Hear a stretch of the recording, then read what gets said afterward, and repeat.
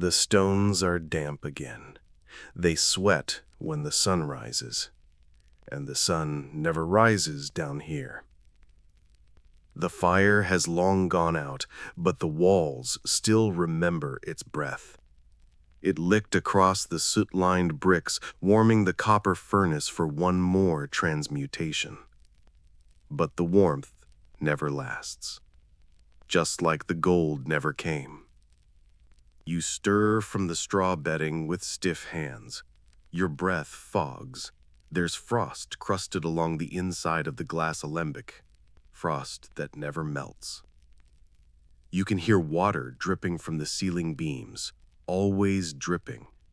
One droplet, then another, then silence, as if the cellar itself is counting time. Before chemistry, before certainty, there was this. Before periodic tables, before latex gloves and goggles and white labs with tiled floors, there were cellars like this one. Dark, aching, full of shadows and strange dreams.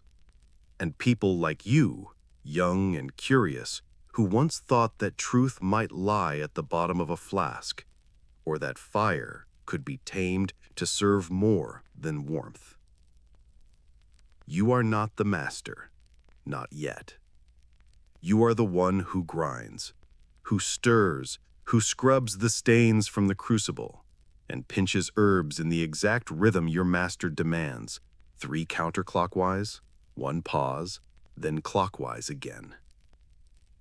And if your fingertips are yellow from orpiment, or if the ash from last night's charcoal seeps into the nail beds, well, that's the cost of wisdom. A wisdom that lives in fumes and codes and silence.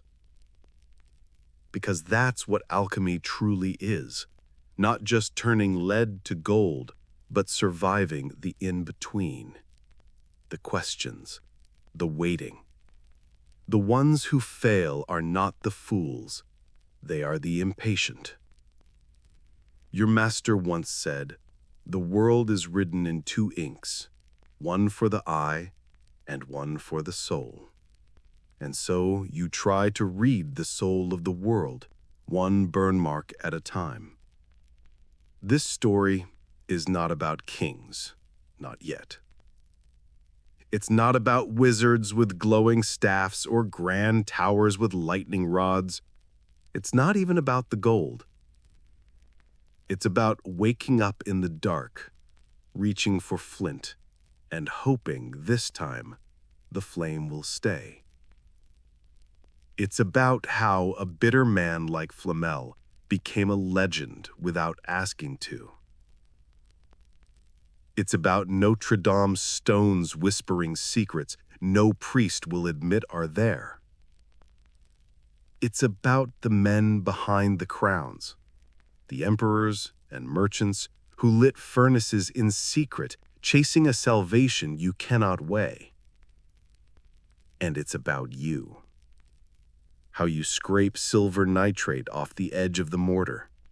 How your skin itches from dried saltpeter, and the back of your throat burns with vinegar smoke. How you still dream in color, red for cinnabar, yellow for brimstone, black for the night the fire almost got out of control. You may not survive this cellar. Most don't. But while you're here, while your breath still fogs the flask and your fingers still tremble with cold and curiosity, let us walk this alchemist's dream together. If this slow descent into forgotten fire and ancient glass brings you a moment of calm, consider kindling the flame with a like or subscribe. We share new stories each week, stories to rest by, stories to wonder with. And if you'd like, tell us in the comments, what land do you listen from, and what hour found you tonight? The flask is warm again, the ashes are still, and somewhere beneath the streets, you begin again. You wake before the fire, but there is no fire, only the aching chill of stone. Above your head, the city still sleeps. The bells of the church will not toll for another hour, and the streets of Paris are quiet, pressed beneath a veil of frost and ash. But down here, beneath the cobbles, the cold never leaves. It lives in the mortar, in the bones of the cellar walls, in the curl of your toes against the damp earth floor. You rise without a sound. Silence is part of the ritual now. Your breath hovers, caught in the stale air. The only light comes from a cracked beeswax taper, half melted on the workbench. You shield it as you move. If the flame dies, you'll have to beg more wax from the butcher's wife, and she already thinks you're cursed. The room smells of vinegar, sulfur, and old smoke. Beneath that, something else: metal filings, crushed herbs, sweat. You breathe it in slowly. That scent is your morning bell, your coffee, your sermon. This is the Alchemist's cellar, not a place of wonder, but of weight. And you, the apprentice, are bound to its gravity. First, the coals. You kneel before the small iron furnace. It hasn't been lit in 2 days. There was nothing to burn, and the master said failure deserved stillness. But last night, he left you a gift, a folded scrap of parchment pressed between the pages of his herbal. Softly, try again, carefully. You sift through the sack of fuel, charcoal chunks the size of walnuts, resin chips, and a pinch of saltpeter. You lay them out as you've been taught: 3 chips across the grate, a triangle of flame wood, then 2 handfuls of ash-dry straw. The flint is cold in your hand. You strike it once, twice, a 3rd time. The spark catches, flickers, your breath steadies. You shield the kindling with your palm and whisper. Nothing magical, just rhythm. The flame licks upward. It lives. The cellar breathes again. As the warmth begins to rise, you feel your joints loosen. There is still pain in your hands, always, but now it's softened by the heat. The master will be pleased, or silent. Either is better than disappointment. You turn to the workbench. Laid out in careful rows are the remnants of yesterday's failure. A split crucible, blackened linen filters, a coil of copper wire half dissolved in vinegar. Your job is to clean, but not yet, not until the glass sings. You reach for the alembic, a pear-shaped vessel with a long neck that curls like a question mark. Inside is nothing yet, but soon you'll pour in the mixture, vinegar, salt, and lead scrapings, and place the alembic over the flame. With luck, the vapors will rise and condense along the glass, collecting in the receiver as a thin, oily liquid. Your hands are already stained, rusty orange from iron, pale green from verdigris. There's no washing it away. Even when you sleep, the colors stay. They mark you, like ink, like a language you haven't yet learned to read. You remember your first day here. You thought there would be answers, that the master would speak in riddles and secrets, and you'd nod wisely and write them down with trembling fingers. But alchemy is slower than that, dumber, messier. Alchemy is broken glass, split fingernails, ink stains on your tongue from sucking the quill too hard. It's weeks of watching a solution boil down to nothing, of soot on your face and ash in your food. It's forgetting whether you're making gold or just trying to make your master smile. Still, you stay. Because some nights, when the coals are just right and the steam curls along the top of the vessel like a dragon's breath, something stirs in you. Not magic, exactly, but meaning. Like the world is whispering something too fragile to say out loud. You return to the fire, and adjust the grating. The flame is steady now, low and blue. You place the alembic above it. The copper ring sings as it heats. Outside, the street above you begins to wake. You can hear it faintly, the clatter of hooves, the creak of wagon wheels, the shout of a boy selling bread. None of it touches you. You are underground, between worlds. One hand in the past, the other in the future. Both covered in soot. You begin with the mortar and pestle. It is not glamorous. It is not golden. It is bone-aching work. But there's something sacred in the rhythm of grinding. You press the rough pestle against the powdered minerals, cinnabar, galena, a flake of dried rosemary for warmth. The dust lifts in lazy curls, sharp in the nose, heavy in the throat. No mask, no gloves, just instinct. The book said these elements are alive. The old book, the one your master hides beneath the red cloth, it speaks not just of substances, but spirits. Salt of the earth, sulfur of the soul, mercury of the mind. Each movement of the hand is a kind of prayer, each grind a way of making the invisible real. In time, you've learned to listen. To the way iron hums when you scrape it. To the way vinegar stings louder than it smells. You've begun to sense when something is about to go wrong, when a solution's mood turns sour, or when the flame shifts from blue to green as if jealous of its own hunger. This is not superstition. The master says it is sensitivity. The furnace crackles behind you, and you keep one ear on its breathing. It sounds stronger now, steady like a heart that's learned patience.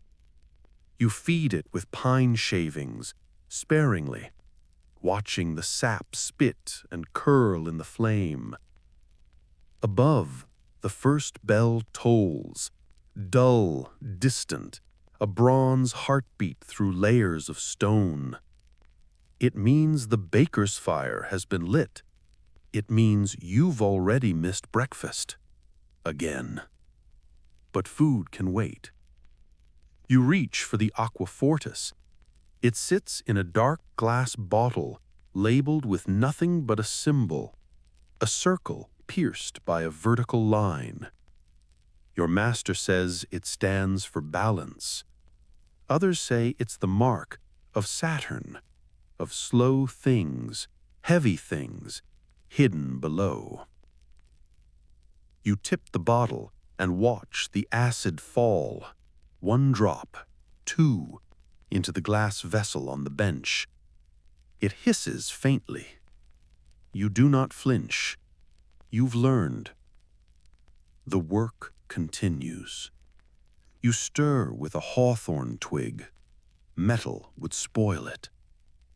And as you stir, your thoughts drift. Back to the passage from the book he once let you read aloud, its letters faded and smudged from centuries of handling. Alchemy is not the making of gold. It is the making of the soul visible. You remember how those words clung to the air, how they made you stop breathing for a moment, not from awe, but recognition, as if they'd named something you'd always known, but never had the courage to say aloud. You are not here to get rich. You are here to learn how to see the soul of a substance, the dream inside stone, the way light moves inside dark glass, and what it tries to say as it refracts through centuries of human longing. It is not a school, this cellar. It is not a temple. It is something older. a threshold. And you are the key, or perhaps just the hand that holds it. From above, footsteps now. The master is stirring. You can hear his boots against the wood of the upper floor, the creak of the trap door as he prepares to descend. You know better than to speak first. The old man arrives like a draft, quiet but undeniable. He wears a thick robe, dark blue, patched with soot and stitched at the hem with curling symbols, serpents, circles, eyes.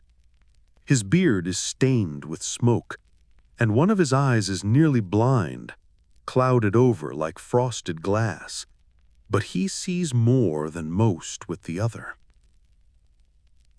He does not greet you, only nods. He looks to the furnace, then to your solution.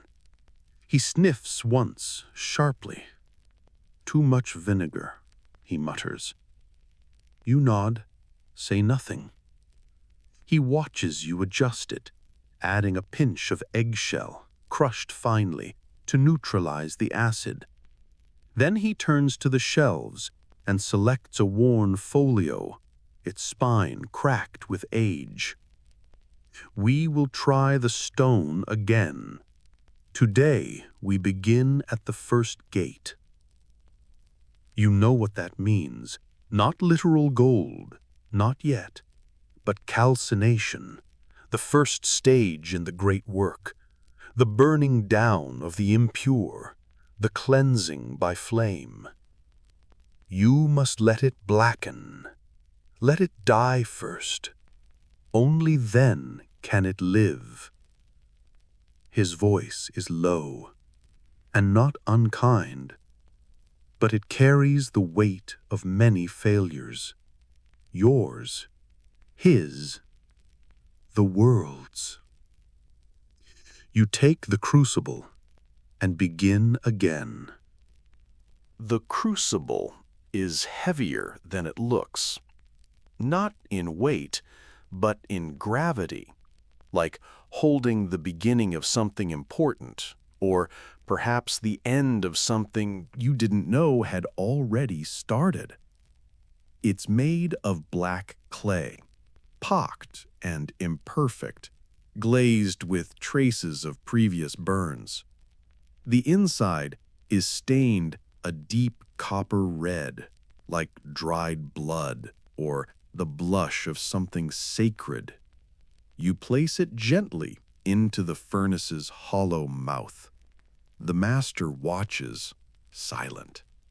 You feel the heat immediately. Though the fire has only just awakened, it breathes like something alive. It does not roar, it hums. And as you shut the iron door, the red glow pulses against your skin, warming your face like a whisper of summer in a city that rarely sees the sun. This is the beginning of the nigredo. You remember that word from the master's book. It means blackening, the death phase, the first gate in the transformation of matter and the soul. All alchemists must begin here, with ash, with undoing. There is no skipping it. On the bench behind you, the master lays out a scroll, wide and cracking at the edges.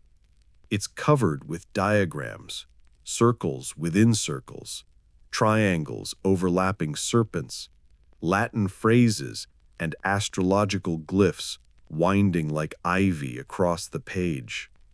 You've seen it before, but you still don't know half of it means. That's part of the lesson. He gestures to the upper left symbol, a circle with a dot in the middle. The sun, he says, gold.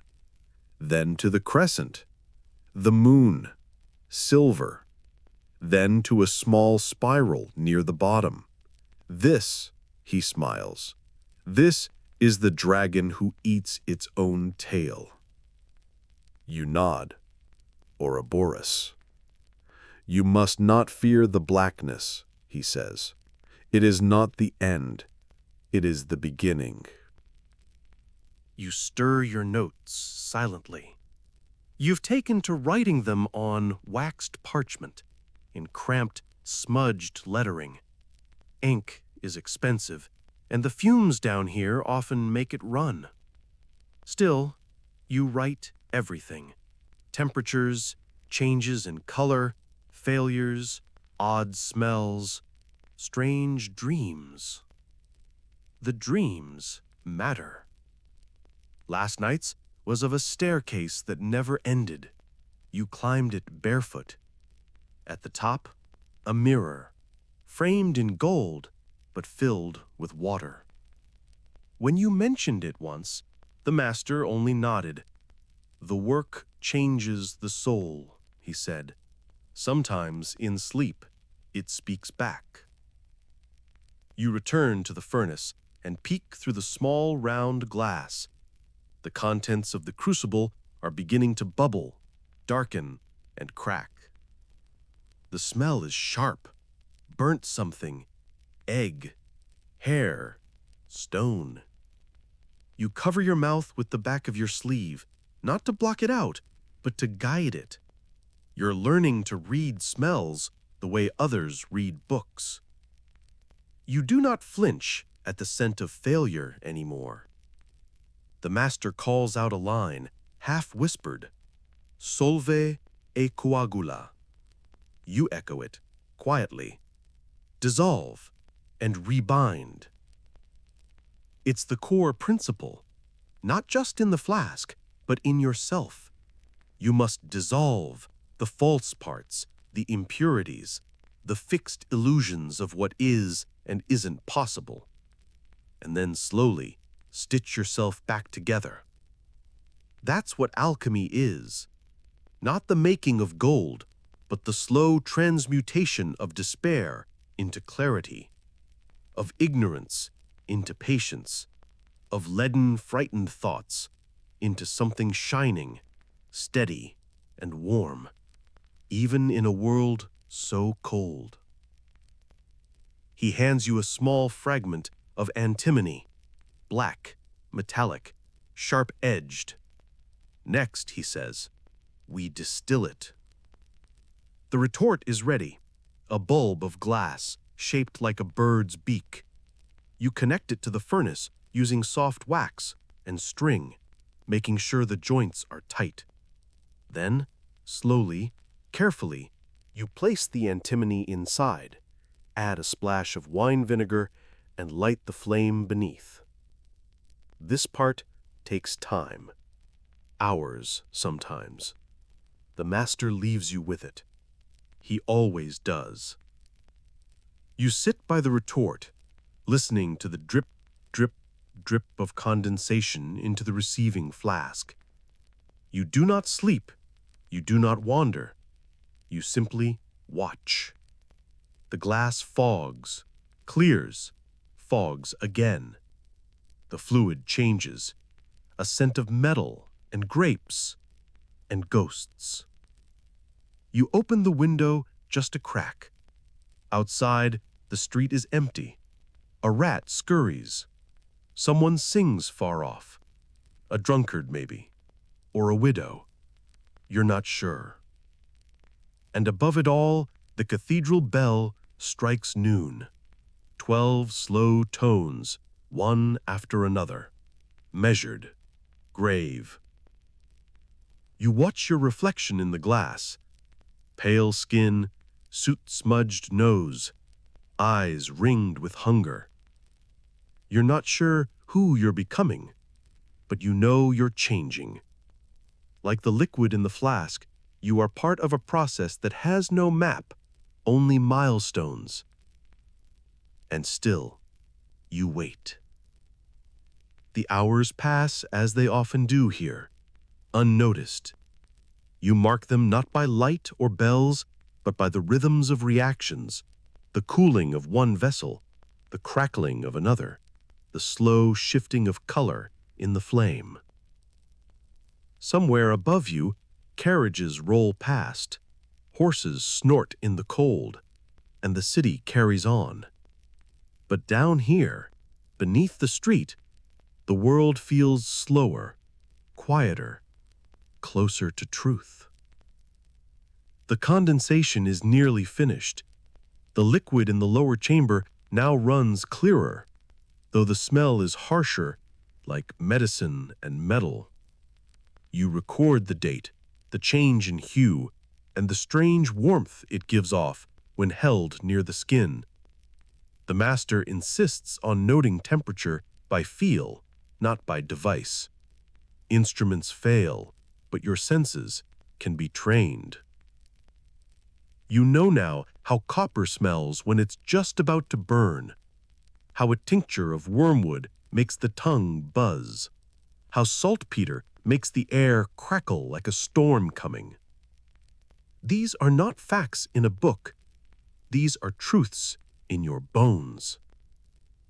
You wipe your hands on your apron, dark brown, stiff with weeks of soot and spills, and check the charcoal under the distiller. Still glowing, still steady. You feed it with 3 small sticks of wood and whisper a habit prayer, neither too soon nor too late. On the far wall, a thin shelf holds a row of jars. Each is sealed with wax and marked with a symbol: Mercury, Saturn, Jupiter. You haven't opened most of them. You're not yet permitted. But you know their contents: mercury, lead, powdered gold, arsenic, cinnabar, dried mandrake root. Each one poisonous in the wrong hands, precious in the right.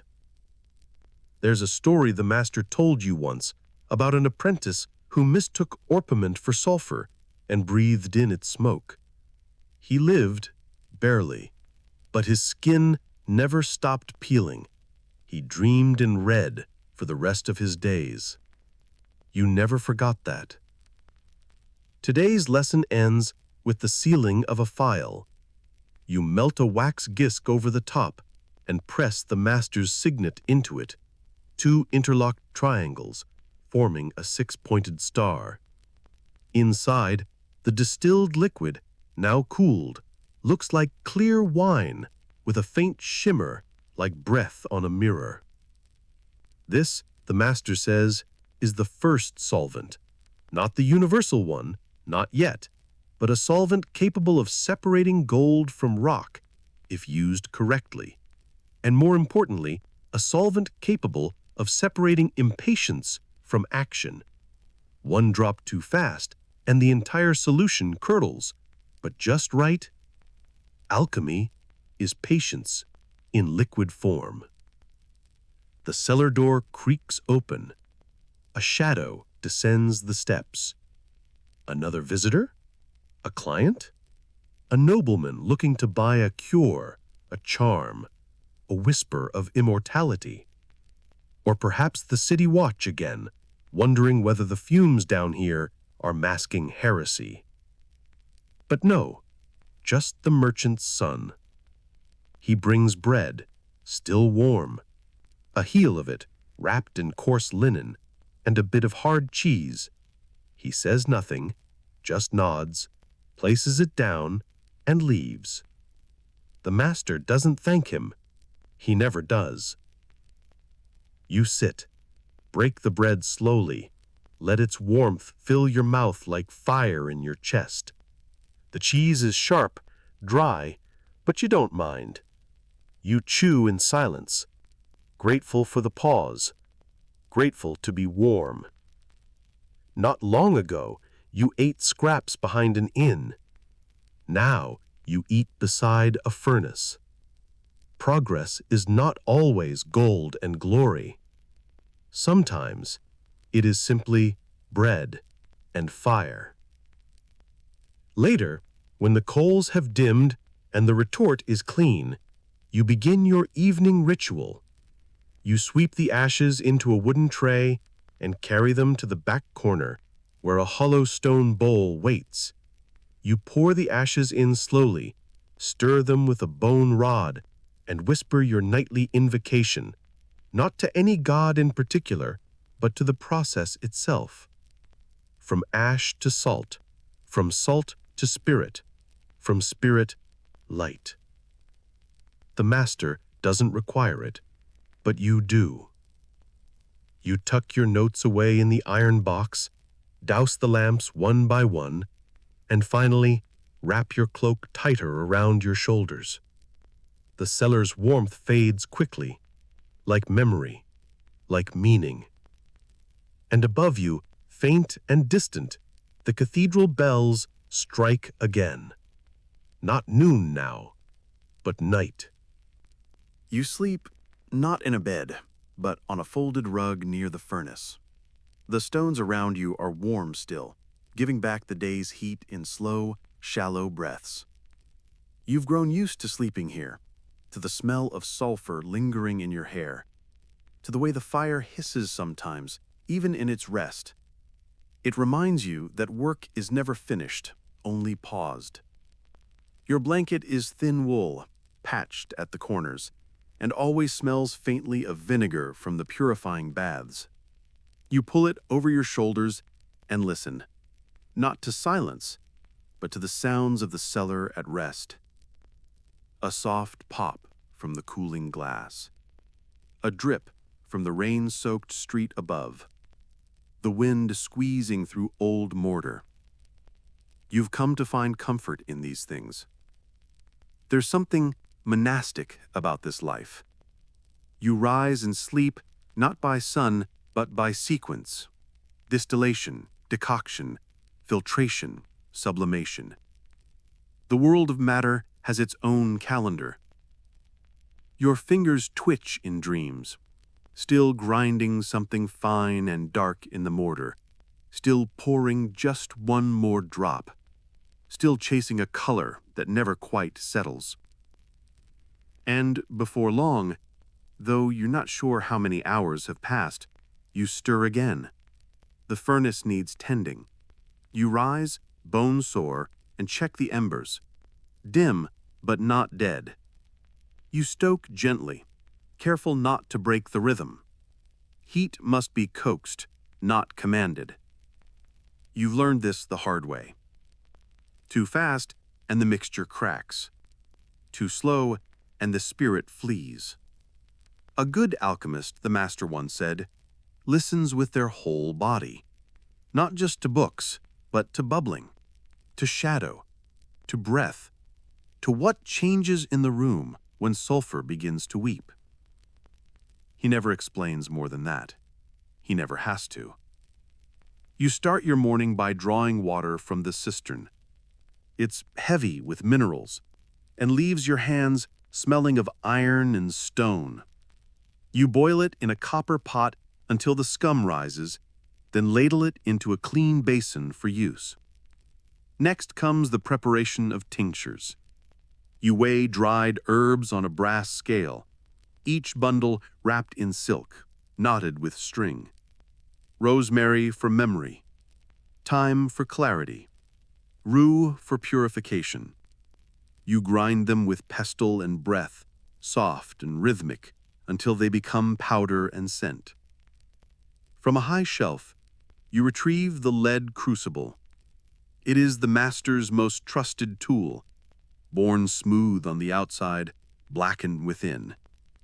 You line it with salt and begin heating it over a narrow flame.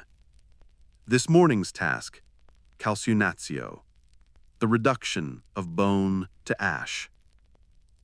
You place the remains of a small fish, dried days ago, into the crucible and set it gently on the heat. It will burn slowly, releasing its spirit as smoke, leaving behind only its salt. The smell is sharp, clean, astringent.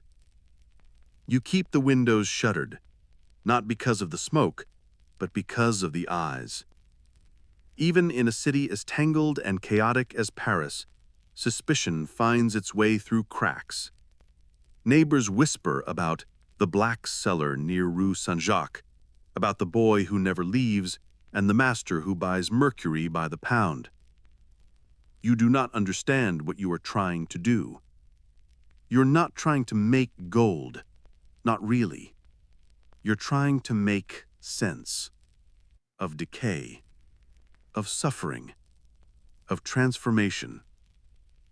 Alchemy, as you've come to understand it, is a language, one written not in words, but in smoke and time. The fish bones crackle. A new smell enters the room, something like burnt parchment and copper coins. You lean closer, eyes half closed, waiting for the right moment. When the bones have turned to white ash, you scrape them carefully into a dish and add them to a solution of water and vinegar. The mixture will sit for days, draw out the calcium, and eventually become something entirely different. You're never quite sure what until it reveals itself. You record your notes in the journal, ink smudged from damp air, pages warped from use. This book, you know, will one day be the only trace of your apprenticeship. If anything of you survives, it will be these entries, these stains, these hesitant lines of Latin and French scratched out by candlelight. In them is a kind of immortality, not through gold, but through understanding. And still, the master has not spoken. He watches from his bench, half in shadow, nodding slightly as you complete each task. His approval is never voiced. His criticism is silence. But once you caught him smiling when you ground ammonium into dust and reached, without being told, for rosewater to temper the mix. That smile lasted only a second, but you remember it like a sunrise. Outside, the bells of Saint-Séverin call the city to midday. Down here, there is no such thing. Only glass and ash and time.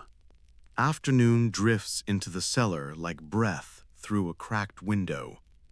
Thin light slants across the floor, catching the flecks of gold leaf that scatter near the manuscript table. Not real gold, never real gold, but something made to look like it. An imitation, a mirror of desire. You stretch your back and flex your fingers.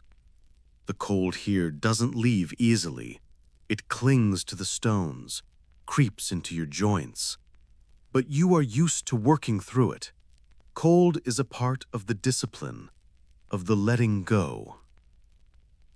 Today's task is illumination, not just of texts, but of meaning.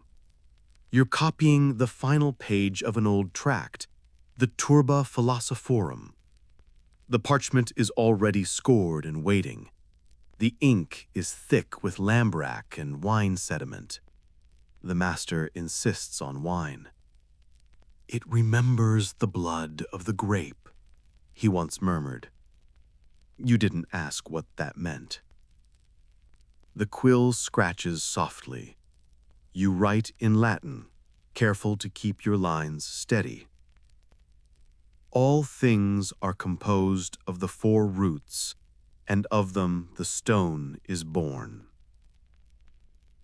Then you draw, circles within circles, a triangle crowned with an eye, a serpent swallowing its tail. These are not decorations. They are a way of thinking, a way of seeing what cannot be seen directly. This is the opus, the work, not just heating or mixing, but understanding the soul of matter. To the master, gold was never the goal. Transmutation was, but not just of metal, of the self. "You think you are here to change lead," he once said, "but it is your mind that must melt, be purified, recast."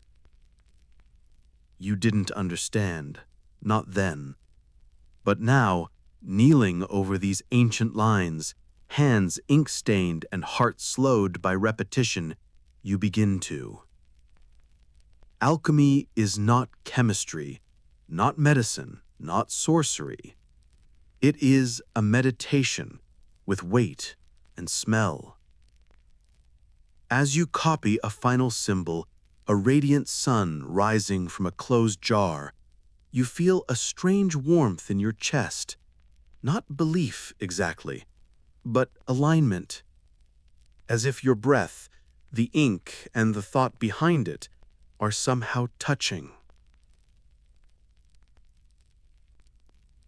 The master takes the page when you're finished. He doesn't nod or comment. Instead, he places it into a stack, bound loosely with a strip of linen. You don't know where these pages go. Perhaps into some secret archive. Perhaps into the fire. It doesn't matter. What matters is that you knew what each symbol meant, and that you cared enough to trace them by hand. Later, while the furnace rests, you're tasked with cleaning the alembic, a fragile glass dome stained with weeks of sulfur distillation. You do this carefully, with cloth and vinegar and patience. The surface is cloudy, scratched from time, but in the right light, it glows like moonstone. You hold it close to the candle. You see your reflection, thin, smudged, uncertain, and something behind it, smoke maybe, or memory. Your hands ache. You've been working since before first light, but there's more to do. There's always more.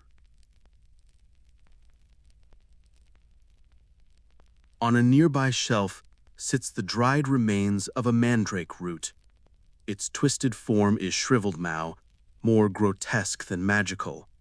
But once, when it was freshly dug, the master made you wash it gently in milk, then sleep with it under your pillow.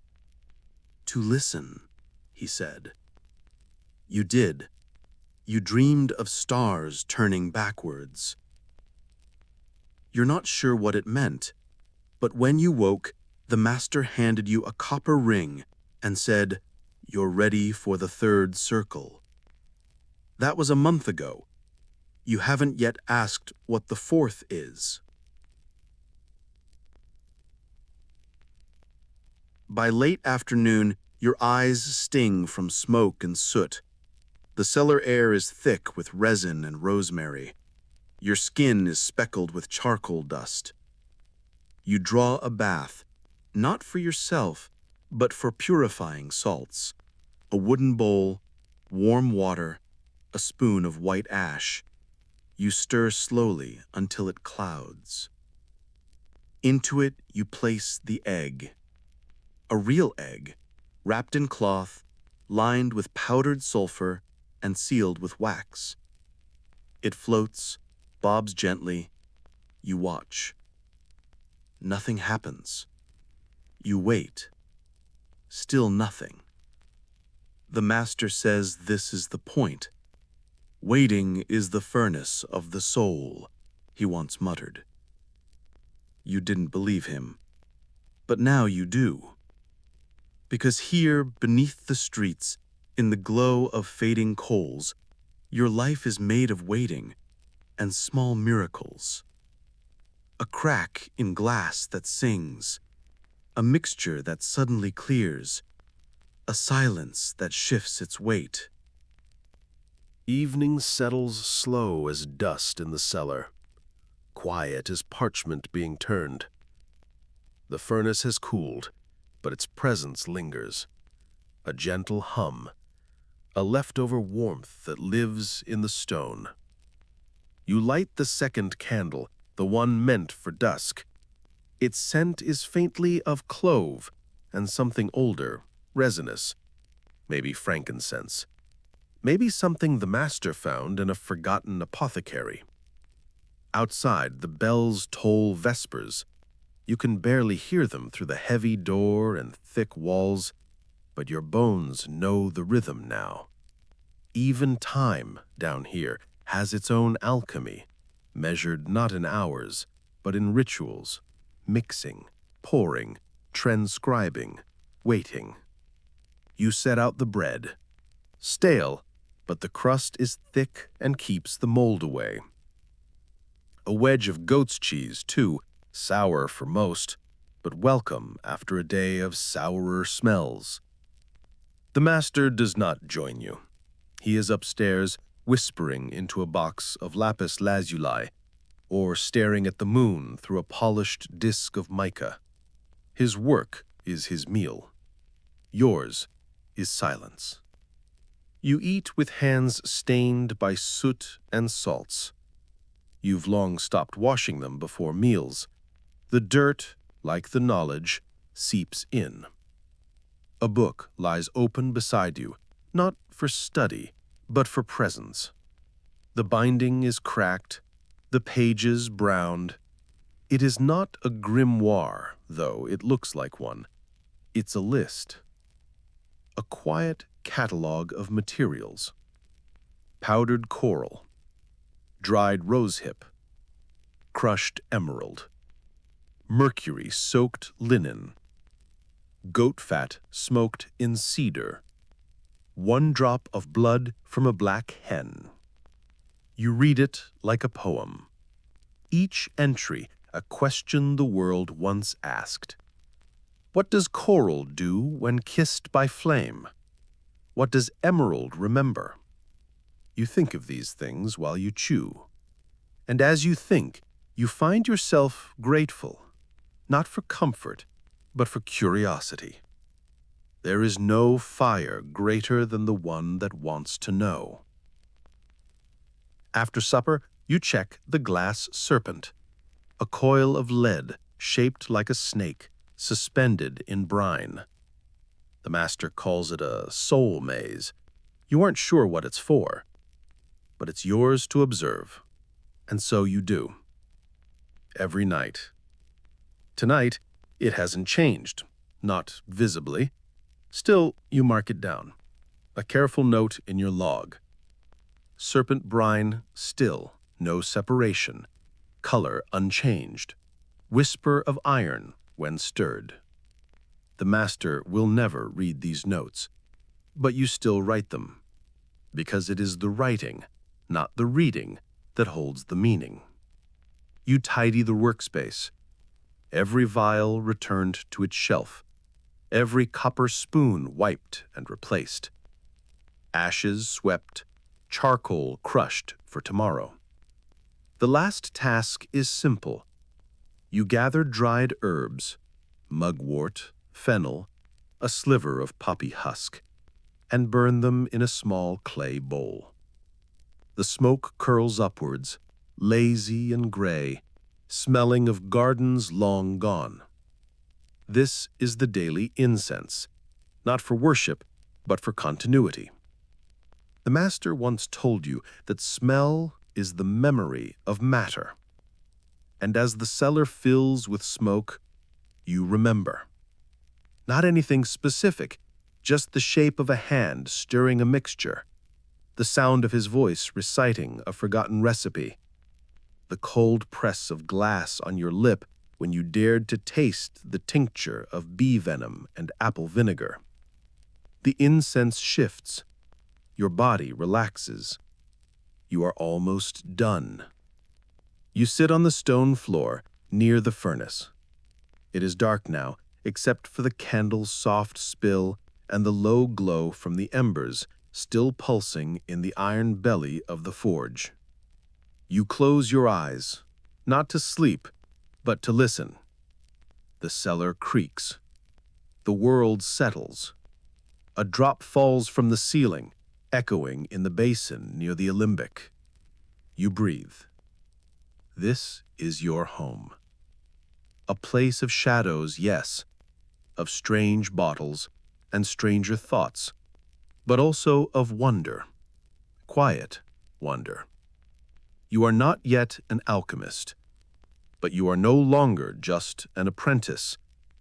You are something in between, a bridge, a vessel, a voice that writes what cannot be spoken. Night has come in full, thick as ink poured across the ceilings of Paris. From deep within the cellar, the world above feels mythical. Its torches, its windows, its conversations at taverns, all belonging to another plane. You rise from the floor slowly, joints reluctant after a long day. The furnace lets out a final sigh, metal shifting in its bones. You place your palm against it, warm, but not burning, like the afterglow of something sacred. Tonight is for reflection, not for mixing or grinding, not for translating obscure Latin marginalia or listening to your master's theories about planetary alignments and their effect on lemon balm. No, tonight is for the simpler alchemy of remembering. You light the final candle, the one you save for silence. Its flame flickers brighter than the others, casting long shadows behind every instrument. Tubes and flasks become cathedral arches. A drying rack of herbs turns into a tiny forest. The room is no longer a workshop, it's a temple. In the glow, you unroll a long scroll of parchment, your own, not the master's. It is filled not with formulae, but with fragments, observations, symbols, dreams. The eye repeated over and over. A hand touching a spiral. The outline of a woman kneeling before a furnace. It is not art, not exactly, nor prophecy, but perhaps it is a record of becoming. You remember your first week here, how you dropped a copper ladle into nitric acid and ran in fear, how your hands trembled at the thought of mercury poisoning, how you gagged on the scent of calcined bone. And now, you can name each scent in the air. You can tell the difference between ash of elm and ash of pearwood. You can predict how long it will take for a tincture to darken just by feeling its breath. This is not magic, not the way books pretend. It is apprenticeship, and there is its own enchantment in that. You climb the cellar stairs and lift the latch to the tiny window, just enough to let the moonlight in. Cold, pale, and round, it spills across the table and dances atop a bowl of ground lead. Moon over lead, the eternal metaphor. You leave the window open, just a crack, enough to hear the soft hooves of a cart outside, the occasional bark of a dog, the deep bell of Notre Dame ringing midnight. You return to your cot.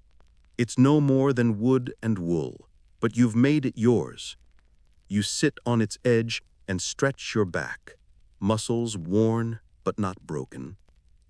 Above your bed hangs a single item, a faded woodcut of Hermes Trismegistus, the mythical father of alchemy, half man, half god.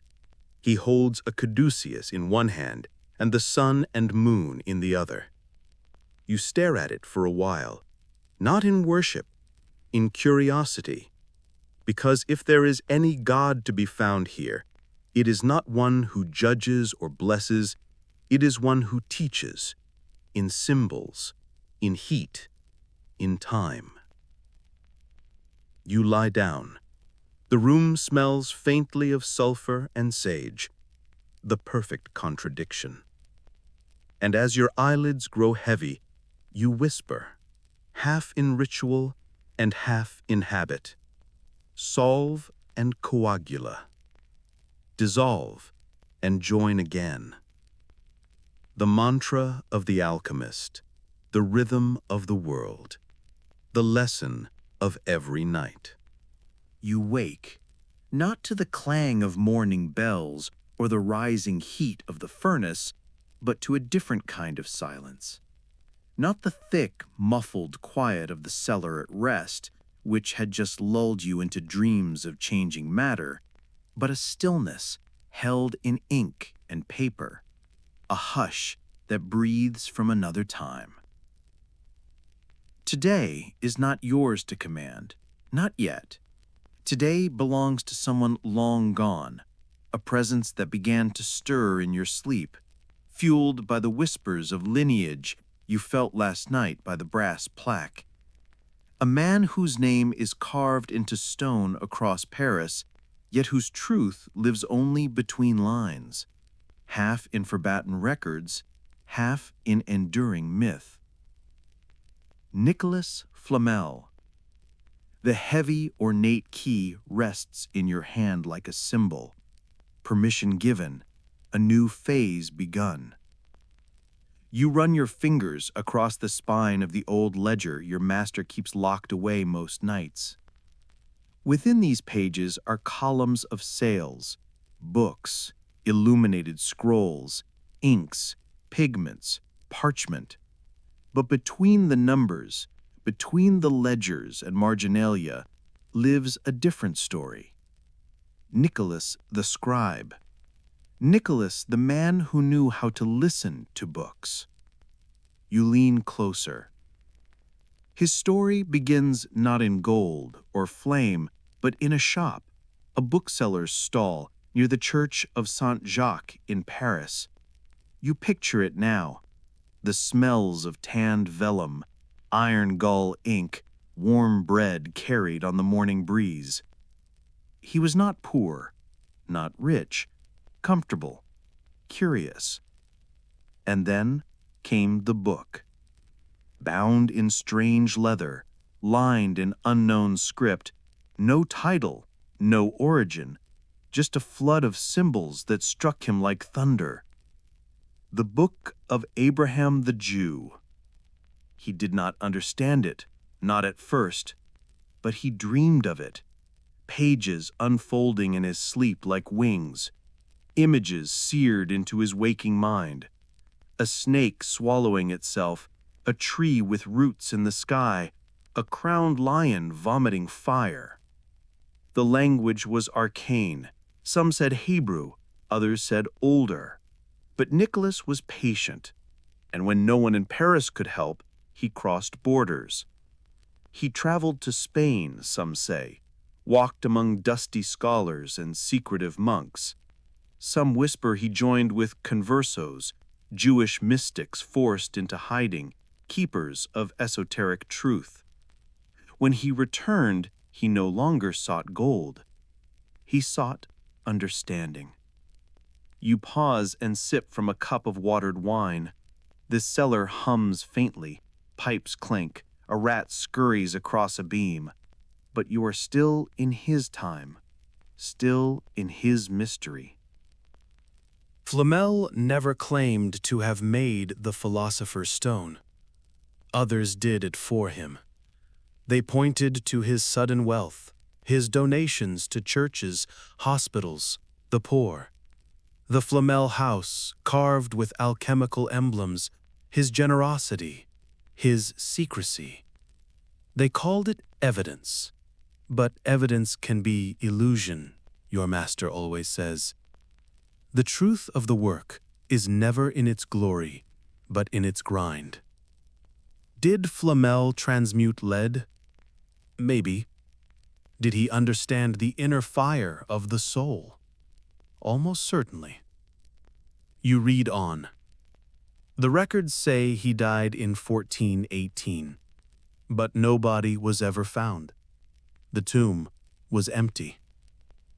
You closed the ledger slowly, let it rest on the table like a sleeping cat. The symbols of the Book of Abraham still dance in your mind. You don't need proof to believe in transformation. You see it every day, in herbs turned to tincture, in ore turned to ash, in pain turned to patience. Flamel understood. The goal of alchemy was not to cheat death. It was to understand life so deeply that even death became part of the formula. You hold a mirror to your face, not for vanity, for symbolism. Flamel knew the mirror well, not the polished kind, but the symbolic one, the inner reflector. In every alchemical text, the mirror appears, not always as glass, sometimes as water, sometimes as silence. And Flamel's life, when you look closely, begins to shimmer like mercury. He was a bookseller, yes, but also a copyist, an illuminator, a tradesman of memory. What is a book, after all, if not the memory of another made visible? And what is alchemy, if not memory transformed, spirit remembering its own light? Your master once whispered that Flamel's greatest talent wasn't gold-making, but remembering forgotten things. He called him the scribe of eternal echoes. Tonight, the pages of his life are open. You drift into the quiet candlelit shop where he lived and worked. Shelves of vellum tomes, the soft scratching of a quill, the faint scent of oak gall and lamp oil. A bowl of figs sits near the window. His wife, Pernell, sits across the room, her presence a calm constancy, like a fixed star. She, too, is a figure of mystery, wise, devout, always watching. Together they studied. Together they served. Not kings, not courts, but the soul. You flip a parchment page. It cracks softly like ice thawing. Flamel's will, they say, included donations to 14 hospitals, 7 churches, and 3 cemeteries. The symbols carved into the walls of his house remain. The serpent, the sun, the star, the man crowned and veiled. The mirror again. He did not brag. He did not publish, but somehow everyone knew. You imagine the murmurs that followed him through the streets. See that man? They say he speaks to angels. His ink contains gold. He eats lead and dreams in symbols. Maybe none of it was true. Maybe all of it was. That's the alchemist's paradox. Outside, in the cold, a bell tolls midnight. You are still beneath the stones of Paris, still beside your master's furnace.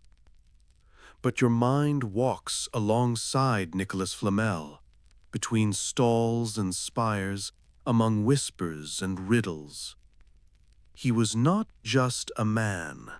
He became an idea, a sigil of possibility, the proof that obscurity could birth immortality. Not through ego, but through work. He taught that the real gold was never in the crucible. It was in the patience, the prayer, the pursuit of something that couldn't be seen, but could be felt. A warmth behind the eyes, a breath of meaning curled inside the ordinary. You crush dried rosemary into a small ceramic bowl, slow circles of pestle on stone. Not for a potion, for memory. The smell rises, green and sharp, like waking from an old dream. Your master says rosemary is for remembrance, and tonight you let it guide you deeper into the story of Nicholas Flamel. Not the legend, the dreamer. You close your eyes and the shadows in the cellar shift. You're standing in a narrow Parisian lane again, centuries past. Flamel's shop is quiet now, long after dusk. You picture him hunched over a strange manuscript lit only by tallow candles. His hands are ink-stained, fingers calloused, not from gold, but from turning pages. The book speaks to him, not in words, but in forms. A lion crowned in ash, a tree with 7 roots, a bird alight but unburned. He dreams the book, and in the dream it breathes. Alchemy, he begins to realize, isn't just chemistry. It's the art of reading the world.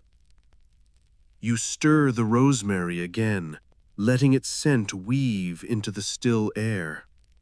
Your master once said, "The true alchemist doesn't turn lead to gold.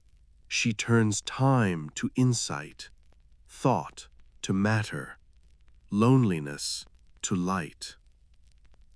You think Flamel understood this, because while others chased formulas, he walked through symbols.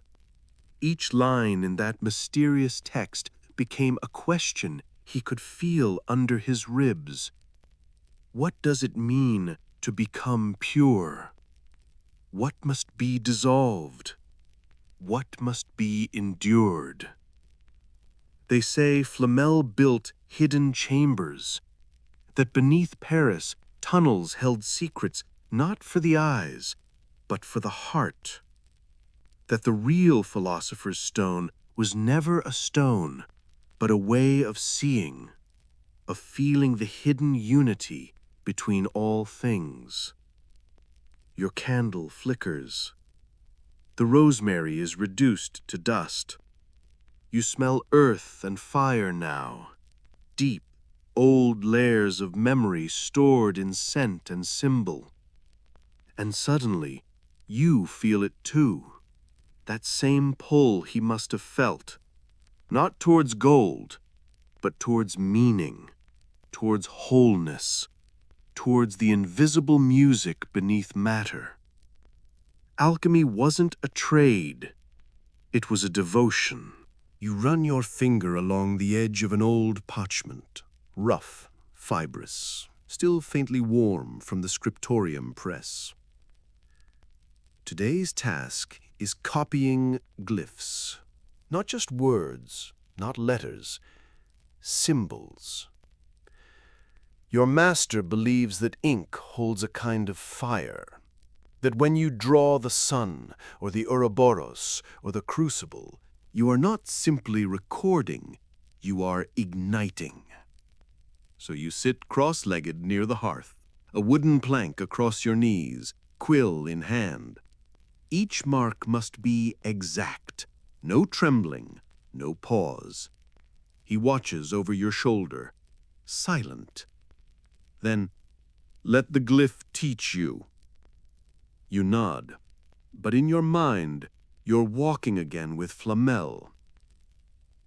Imagine the room where he kept the book, the one he called the Book of Abraham the Jew. They say it came to him by accident or fate, that he bought it for a few sous, not knowing its true worth, that he studied it for decades before understanding a single line, that the letters shimmered, that they changed him. You've never seen the book, of course. No one has, truly. But in stories, always in stories, it returns, bound in copper, written in strange alphabets, a mixture of Hebrew, Latin, Greek. But deeper than language, it spoke in symbols. A sun, a snake, a tree, a tear. It was a mirror again, not showing your reflection, but your becoming, your transformation. Flamel copied it over and over, they say. Ink on vellum, fire in breath. He never sold the book, never published the secrets. But hospitals were built, orphanages funded, churches lit with candles from nowhere. They called it gold, but maybe it was knowledge. Maybe the philosopher's stone was simply the ability to give, to nourish, to transmute suffering into shelter, loneliness into care. You write a final glyph, hands steady. The ink doesn't smudge. You understand now what your master meant. Let the glyph teach you. Let the line become breath.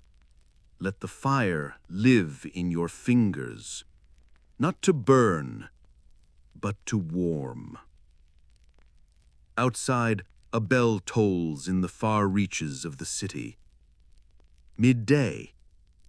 You are deep in the rhythm now, the pulse of meaning, the quiet work of becoming. The cellar grows quieter as the day deepens. You sit alone, polishing a cracked brass plate that once served as a makeshift alembic, its edge warped from heat, its center darkened with use. But in its uneven reflection, you glimpse yourself as if from another century. Apprentice, wanderer, dreamer. You begin to wonder how Nicholas Flamel, the man, not the myth, saw himself when he looked into a mirror. Not the philosopher, not the master, just a Parisian bookseller, a quiet clerk in a city of noise. Someone who read too deeply, listened too softly. He wasn't born into gold. He didn't study in grand halls. He kept accounts, copied deeds, translated scriptures. And yet something burned behind his eyes.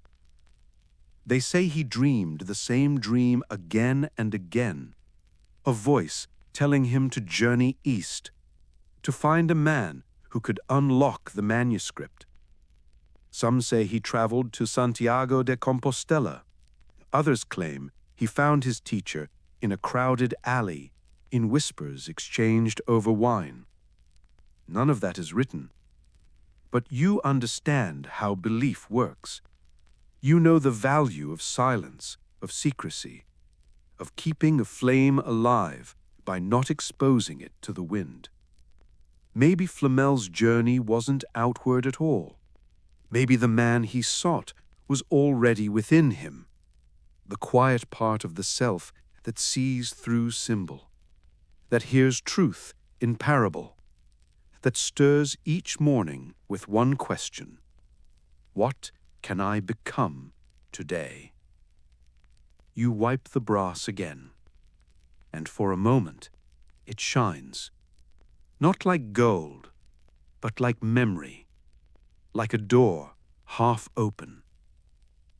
You imagine Flamel polishing a similar plate, marking the stars through the distortion, reading the sky as if it were a second book, seeing patterns where others saw clouds. And this thought settles. He was never chasing wealth. He was studying reflection. Outer mirrored inner. Lead mirrored spirit. The city mirrored the soul.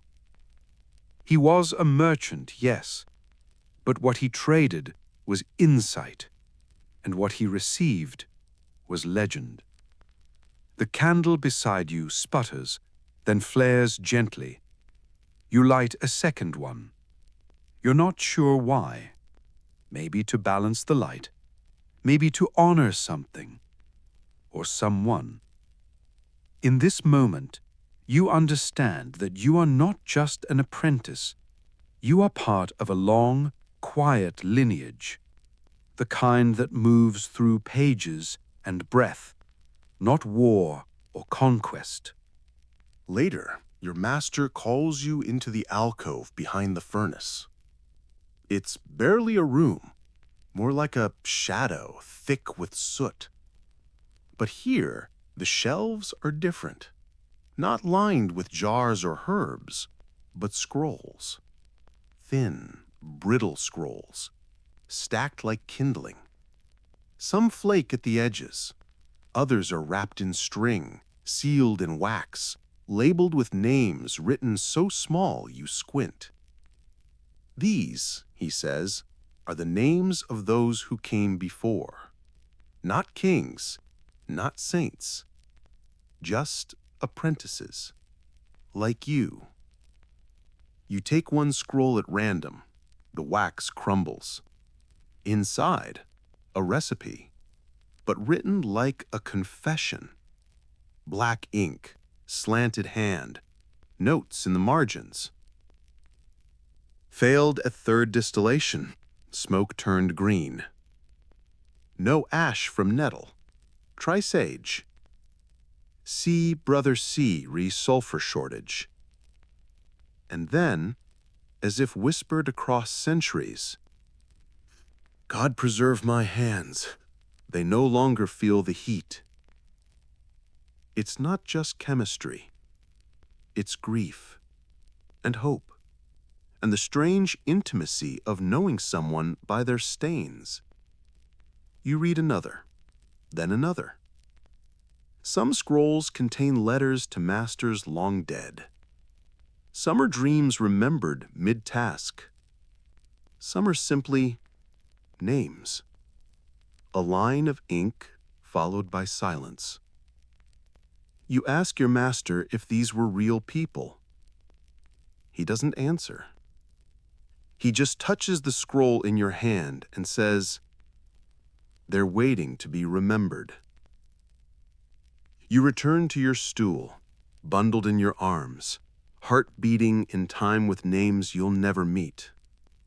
You feel them now, behind the walls, between the pages, in the smoke. Not ghosts, not ancestors.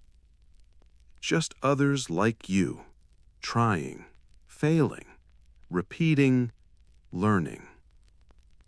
You understand now why Flamel's name endured, not because of gold, but because he left a shape in the dust that others could step into. Not a monument, a footprint, something soft, something human. The bell tower rings again, 4 slow chimes. You've barely eaten. You're not tired, but you feel full, in a strange, wordless way, as if someone else had spoken a truth you'd long been carrying. You look down at your own scroll, and for the first time, you think of writing your name, not for recognition, not for fame, but so that someone, someday, might also wonder what it was like to be you. Later still, the master shows you something only few ever see. Not a stone, not a vial, but a page, so old it breathes dust. It's covered in circles, concentric, spiraling, touching but never merging. You recognize some of the symbols, the 7 metals, the sun and moon, Mercury dancing between, but others seem invented, alchemical, poetic, personal. At the bottom is a phrase you cannot fully translate. It speaks of unity, of a marriage between opposites, of the rebirth that comes not after death, but from understanding it. The master doesn't interpret. He just lets you sit with it. This, you realize, is the deeper alchemy. Not about gold, not about wealth, but about the transformation of self. Lead into light. Ignorance into knowing. Fear into reverence. The metals were metaphors. The furnaces were metaphors. The texts, like this one, were not formulas to copy, but riddles meant to work on you. You think of the flame you tend each morning.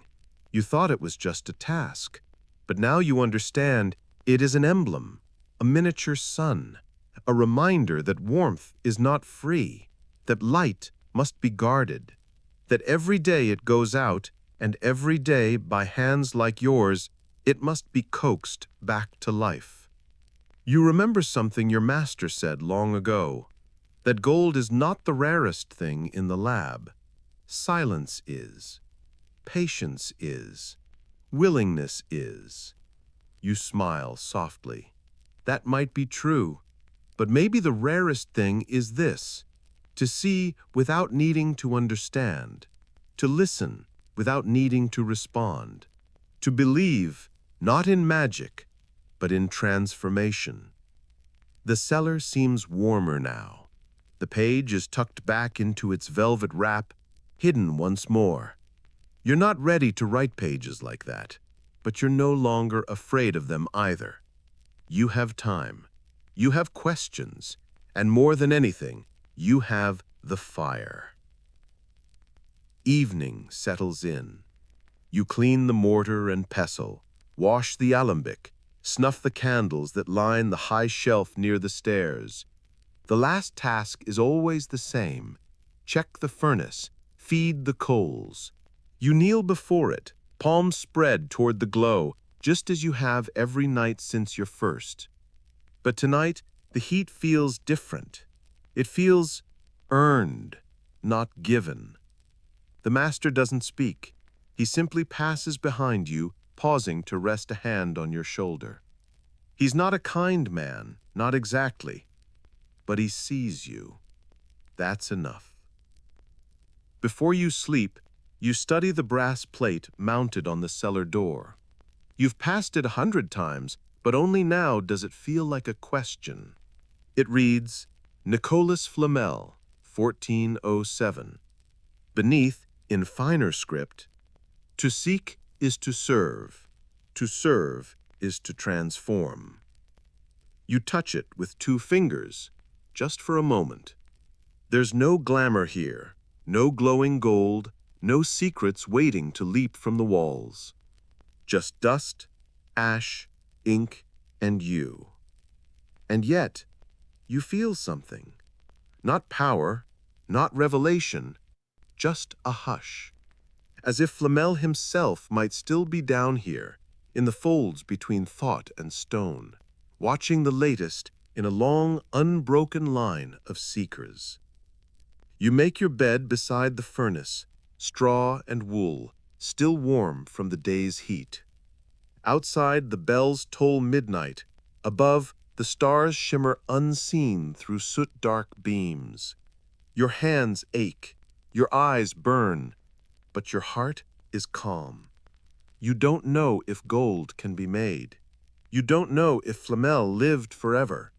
You don't know if transformation is real or just another dream scrawled in mercury ink. But you know this. You are part of the lineage now. And maybe, just maybe, that is enough. The thought settled over you, warm as the embers of the furnace you lay beside. Flamel. The name now carried not just the legend, but a resonance within you. You were a link in a chain that stretched back through centuries, through the quiet work, the hidden knowledge, and the silent language of symbols he had championed. You closed your eyes, and in the liminal space between waking and sleep, you saw his house, etched with cryptic carvings, and felt a pull towards understanding. It was that pull, perhaps, or a deepening awareness within your own transformed spirit that subtly shifted the cellar's air just before dawn. A presence. Your master, standing over you. You rise again before light, but today your master sends you not to the furnace, not to the usual crucible of lead and fire, but out. His eyes, though clouded, seemed to hold a deeper understanding, as if your very dreams of Flamel had been observed.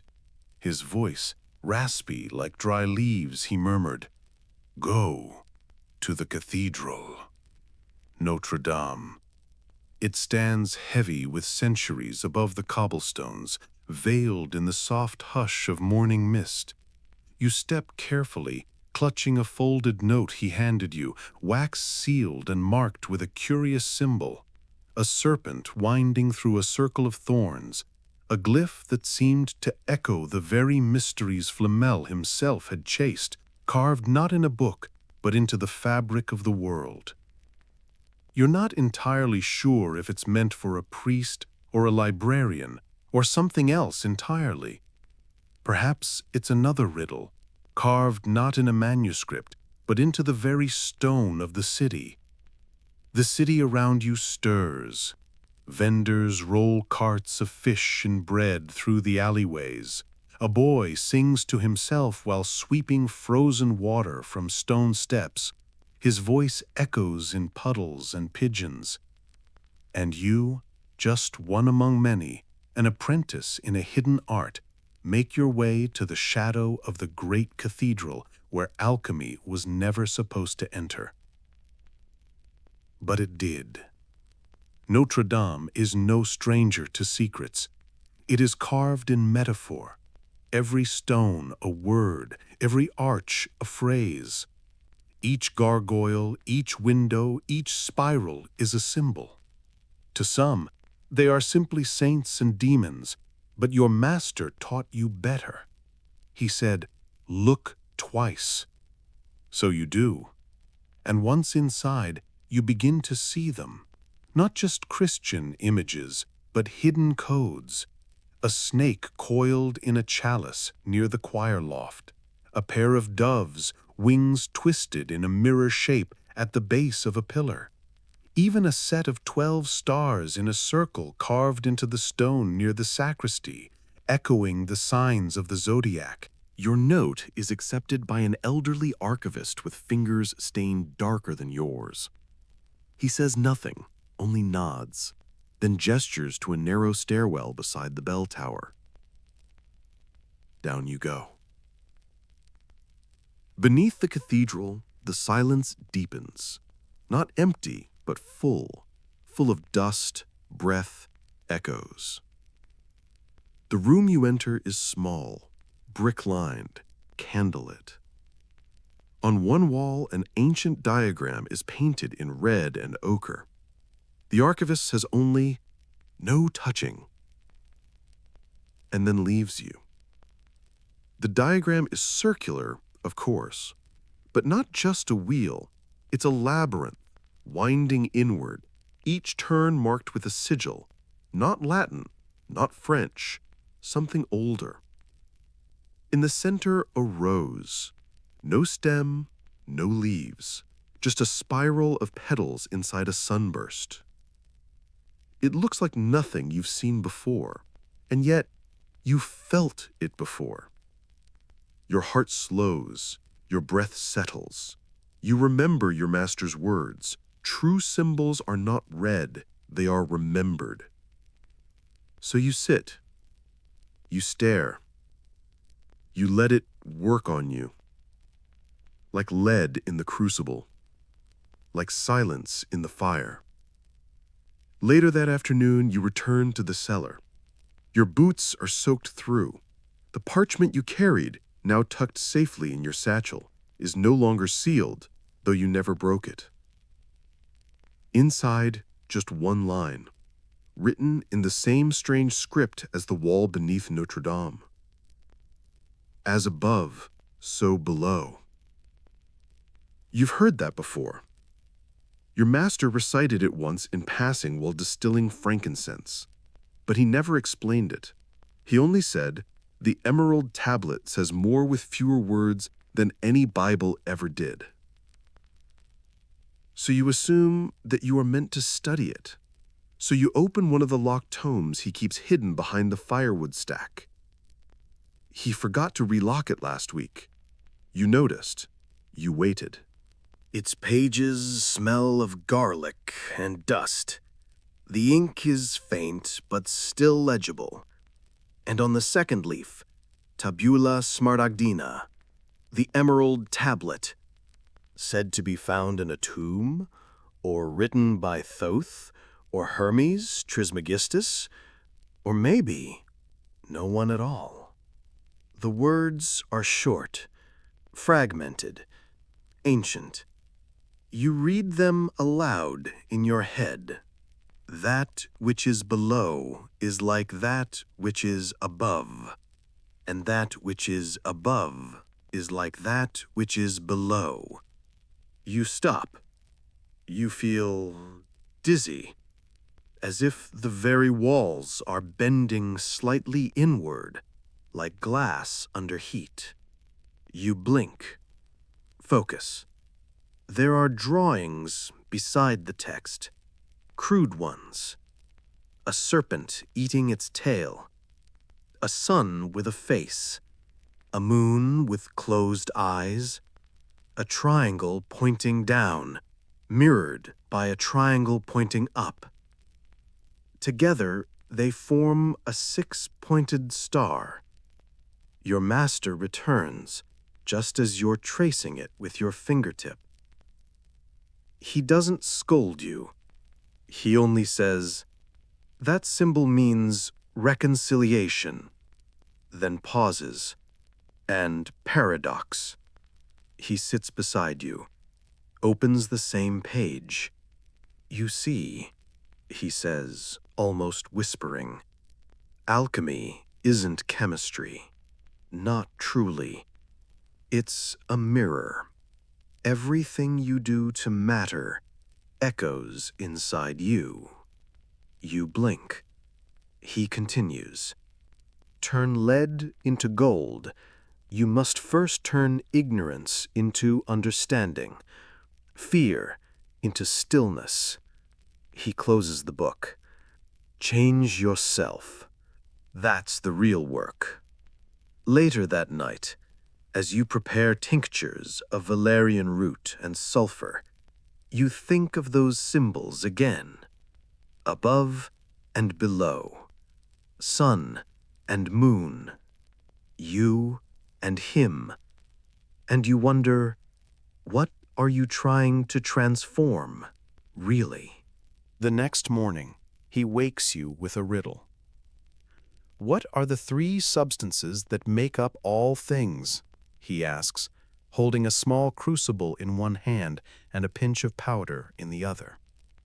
Your eyes are still blurry, but you answer from habit. Salt, sulfur, mercury. He nods, but does not smile. And what do they stand for? You hesitate. Then, salt is the body, sulfur is the soul, mercury is the spirit.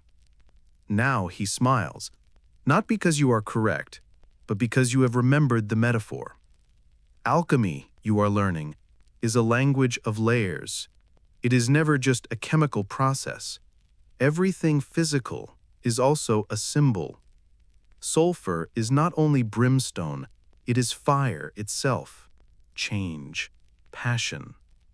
Salt is not only seasoning, it is preservation, the anchor, the fixed.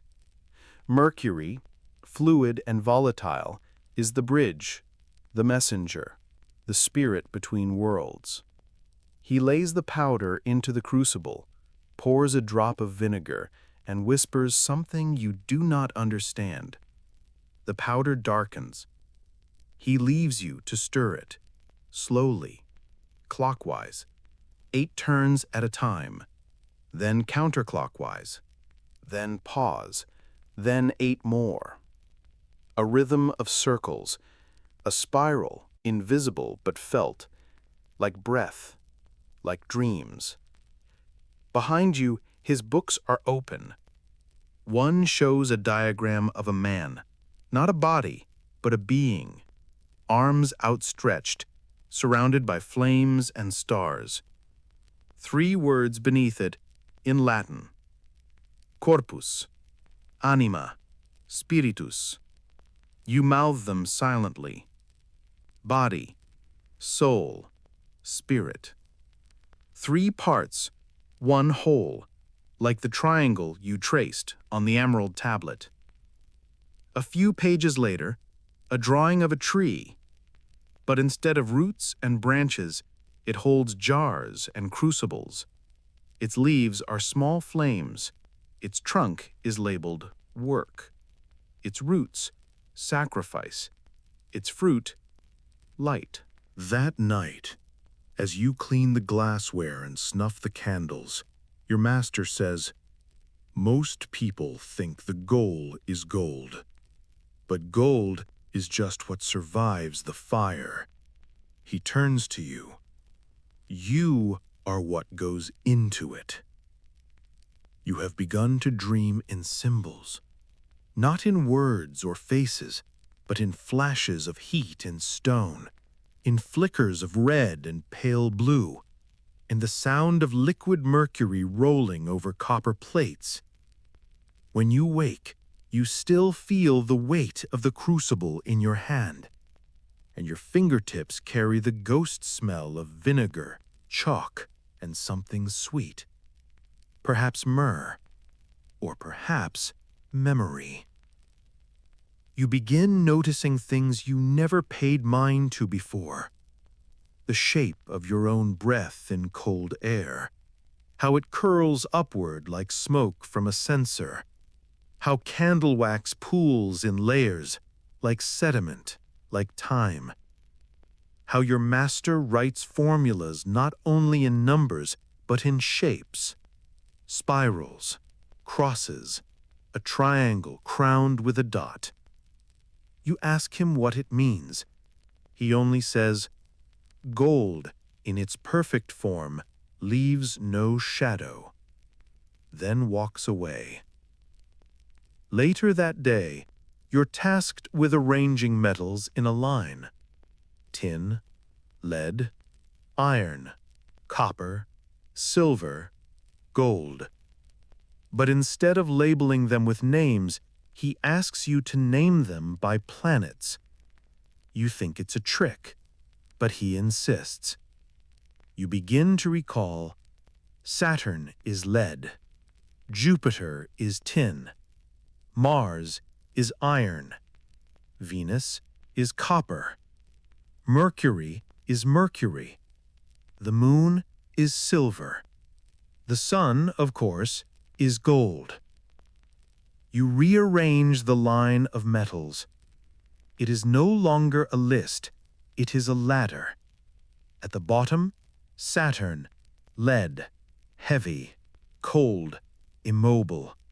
At the top, Sol, gold, pure, eternal, radiant. The ladder of transformation. "You see now," he says, hands behind his back, "the world is not made of things. It's made of meanings."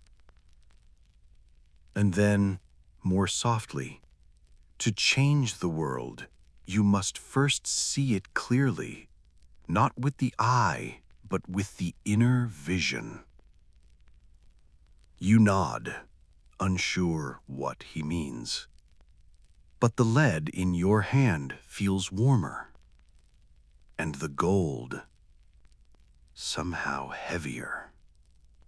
That night in your dreams, you climb the ladder of metals. Each rung burns your fingers, but you climb still, until you reach the top and find only a mirror. Inside it, your own eyes,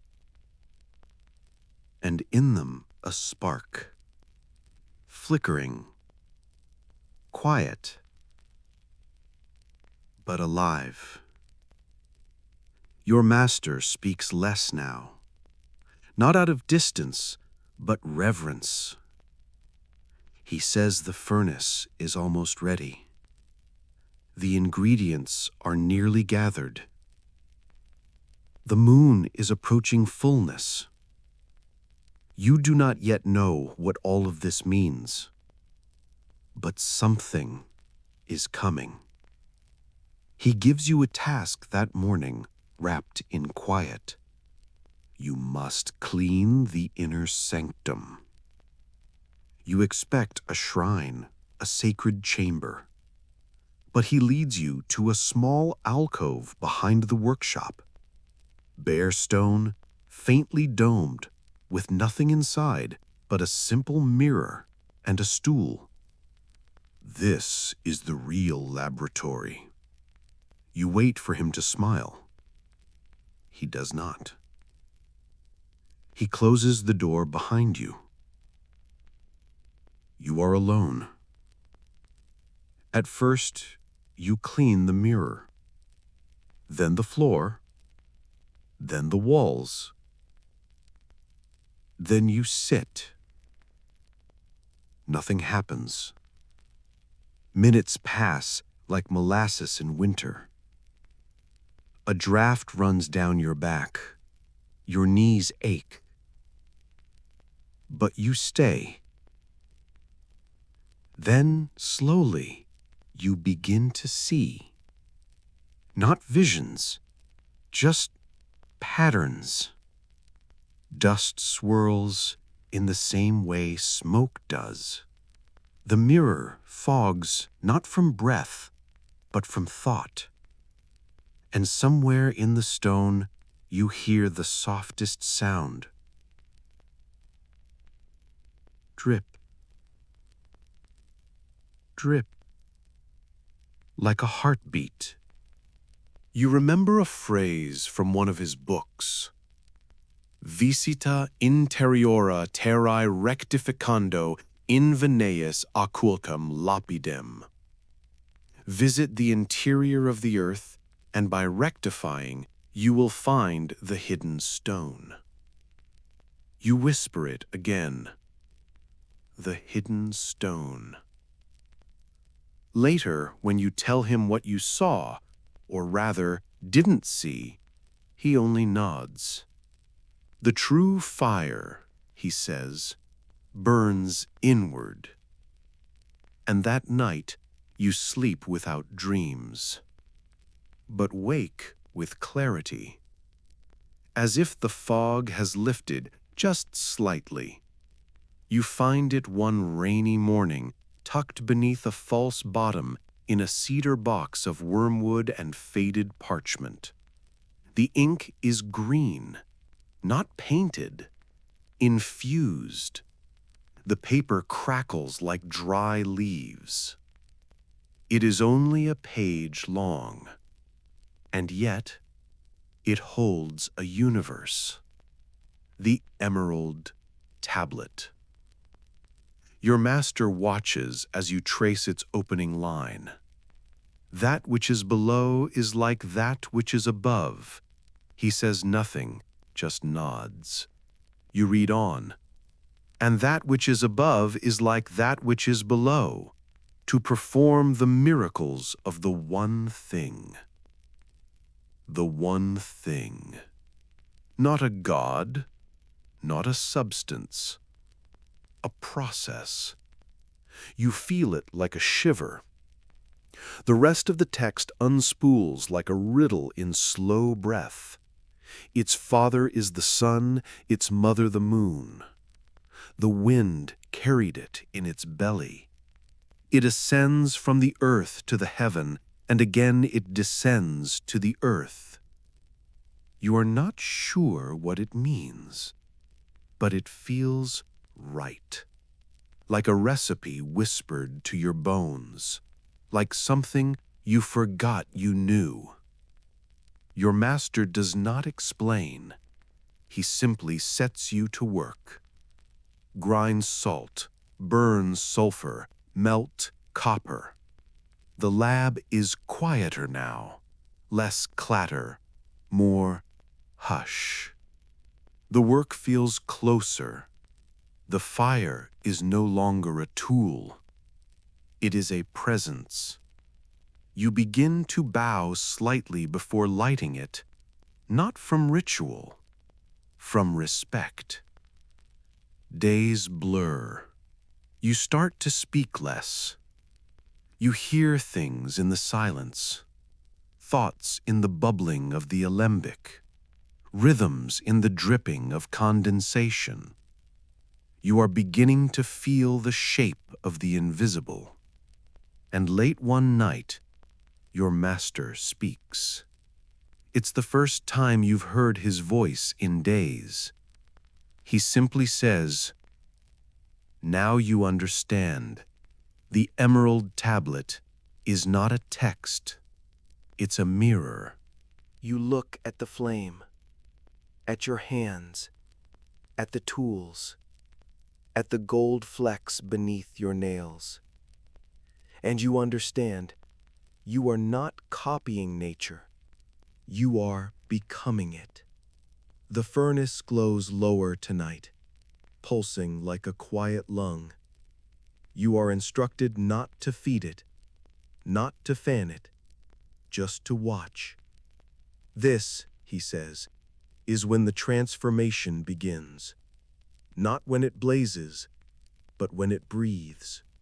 Your fingers are stained with soot and resin.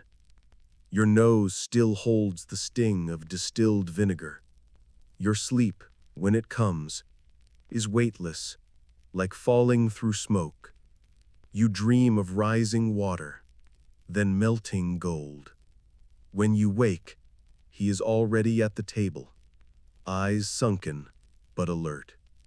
"Today," he says, "you must draw the cycle." He hands you chalk and no further instructions.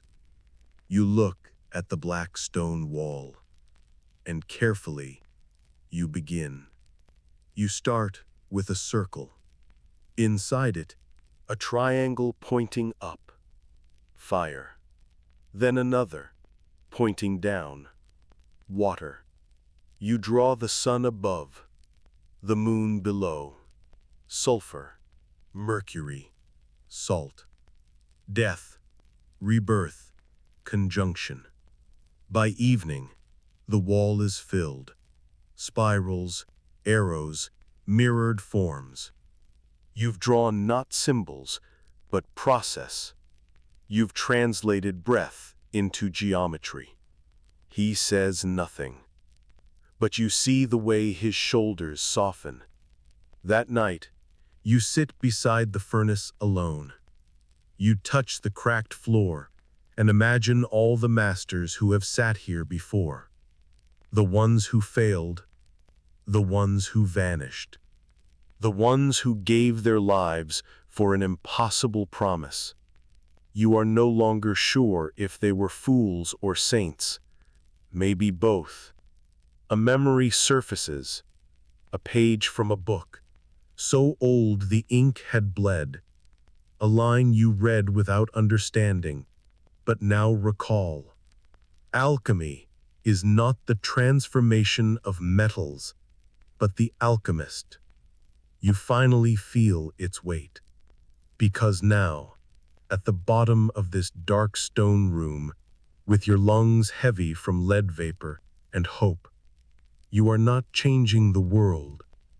You are learning to see it. It appears without ceremony, not with fanfare, not with light. Just a lump, dull red, oddly smooth, resting in the crucible as the last flame dies. You almost don't notice it. You reach to scrape the sides, and your hand stills.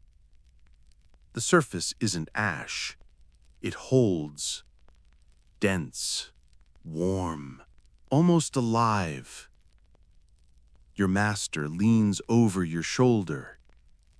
He says nothing, just waits. You lift it gently. It fits your palm too well, as if your fingers were meant to hold it. You expect him to cheer, to bow, to proclaim victory. He doesn't. Instead, he whispers, "Now the real work begins." The stone is not gold. It doesn't glow. But the room feels different now, as if something subtle shifted in the walls. The dampness seems less heavy, the air less thick, and you lighter. not freer, more aware, like a veil was removed from the world. The next days are quieter. There is no new task, no instruction, just silence and the weight of the red stone in your pocket. You begin to notice odd things. The glass flasks no longer fog. Your fingertips crack less in winter's cold. The mice avoid your side of the cellar. You say nothing, but you begin to understand. The philosopher's stone was never meant to make gold. It was meant to make meaning, to make the seer, not the seen, transform. On your final morning, the master is waiting at the top of the stairwell. He looks older, or maybe you see more clearly. He hands you your bag, your notes, your vial of failed tinctures, and one final sentence. Go. See what the world looks like now. You leave the cellar for the last time, not to escape, but because the stone is not in your pocket anymore. It's behind your eyes. You wake before the fire, just as always, the familiar scent of herbs and warming stone already a comfort. The journal lies open beside you, the newly drawn diagram echoing the profound cycles of transformation. Your hands, once stained only by ash and vinegar, now carry the indelible mark of knowledge. Years of quiet work have taught you that alchemy stretches far beyond the cellar walls, beyond even the dusty legends of Flamel. You've seen its true face in humble healing, in the patient growth of plants, in the shifting of dreams. But you also know that for others, the pursuit takes a different form. You recall the stories, perhaps from travelers who sought your aid, or from ancient texts unearthed in hushed whispers. Tales of a grander stage, a different kind of hunger. You remember one such tale that particularly haunted you, a stark reflection not of magic, but of human desire. You are no longer in the cellar. You are not cold. You are not coughing. You are not hungry. You are standing beneath painted ceilings and candlelit chandeliers, light flickering across polished wood and silk, boots quiet on tiled stone. There are servants here, tutors, scholars, a physician who never touches blood, a priest who studies the stars. This is not your life, but tonight you are allowed to see it. You are at court. In the great halls of the Holy Roman Empire, alchemy wears velvet robes. It speaks in riddles, yes, but now in Latin, behind embroidered veils and jeweled rings. It is no longer the mutterings of an old man in a basement. It is the whisper of power in the ear of a king. And the king is listening. Charles V, Emperor of half of Europe, rarely smiles. He has gout. He has insomnia. He has enemies in every direction. But he also has curiosity. And locked beneath his court, guarded more tightly than the treasury, is a room, a laboratory. Not a dungeon, not a study, a place where flame meets philosophy. You descend a different set of stairs now. These ones are clean. They do not creak. They lead to a vaulted chamber below the Alcazar of Madrid. There is no dust here, only charts, crucibles, mirrors, manuscripts from Alexandria, gold flakes suspended in spirits, bones polished to gleaming white, sealed drawers that no one but the emperor may open. You are not here alone. The imperial alchemist is already at work. His name is Cornelius, or maybe it's Ulrich. The records will disagree, on purpose. He wears fine gloves and never sweats. His beard is trimmed precisely. His teeth are stained from mercury vapor. He is not a madman. He is an administrator of mystery. He measures arsenic with silver spoons. He heats emeralds until they split. He says things like, "Essentia vitae must be decanted before sunrise," and no one questions him. Not because they understand, but because the emperor believes. And the emperor has many reasons to believe.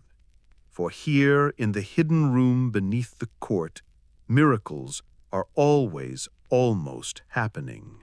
Silver turned soft. A glass of wine turned to dust. A copper coin that darkened, cracked, and briefly reflected like gold. Not success, not failure. Something else.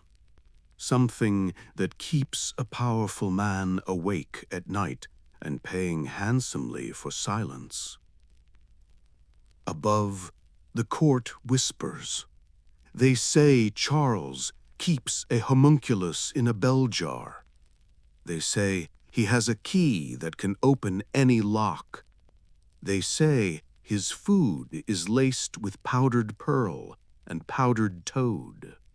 They say he speaks to angels through smoke. They say many things, none of them completely true, none of them completely false.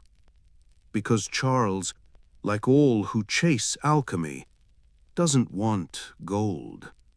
He wants control over time, over health, over fear. And alchemy, real or not, lets him believe it might be possible. The air down here is fragrant with something bitter. Not rot, not incense, something practiced. A perfume of chemicals and ambition. You walk slowly through the laboratory, and everywhere you look, there's contradiction. Beauty beside decay, a ruby crushed beside a rat skull, a chalice made from a monk's bone, etched with golden script that's been half scraped away. This is no longer about healing the sick. This is about making the invisible obey. The imperial alchemist keeps journals. You are allowed to see them, just one. It's handwritten in ink mixed with dragon's blood resin, the pages carefully dusted with salt to dry. Inside, recipes that read like dreams or like madness. To soften the veil, one feather from a bird that flies only at night. 3 drops of royal blood, or suitable substitute. A mirror not owned by anyone living. Of course, there are no ingredients listed in weights, no times, no temperatures, only symbols. Sketches of circles within circles, stars locked inside cubes. Eyes, so many eyes. And always that phrase again and again. Solve et coagula. Dissolve and rejoin. You realize at some point that this lab isn't meant to work. Not like your old master's cellar. There's no urgency here, no cracked hands, no hunger. The imperial alchemist is not seeking truth. He is performing belief. And yet, you watch one evening as he pours something dark and violet into a shallow dish. It smokes. Not steam, not mist, but smoke that curls like letters, like handwriting, like whispers you almost understand. A mame forms and dissolves. He closes the book before you can see more. And for a moment, he looks afraid. Not of failure, but of success. Because here's the quiet horror of power. When you have everything, the only thing left to want is the impossible. Charles is told of the smoke. He does not ask for proof. He simply says, "Continue." You hear from the guards that the emperor no longer eats after dusk, that he now keeps mirrors covered, that he's asked for the bones of a woman who died on a Tuesday. The court dismisses it as eccentricity, but you remember the cellar, the slow ache of learning, the respect for the fire, the waiting. Here, no one waits, only wants. The difference between belief and obsession is gold leaf on a black robe. In this place, alchemy is no longer the dance of transformation. It is theater. And yet, part of you still wonders, what if? He is never called by his first name, not in public, not even in whispers. They refer to him as the glass scholar, and you understand why when you first meet him. He wears no colors, no badge, no symbol of the court. Just a long coat, waxy and wrinkled, like the pages of a forgotten book left out in the rain.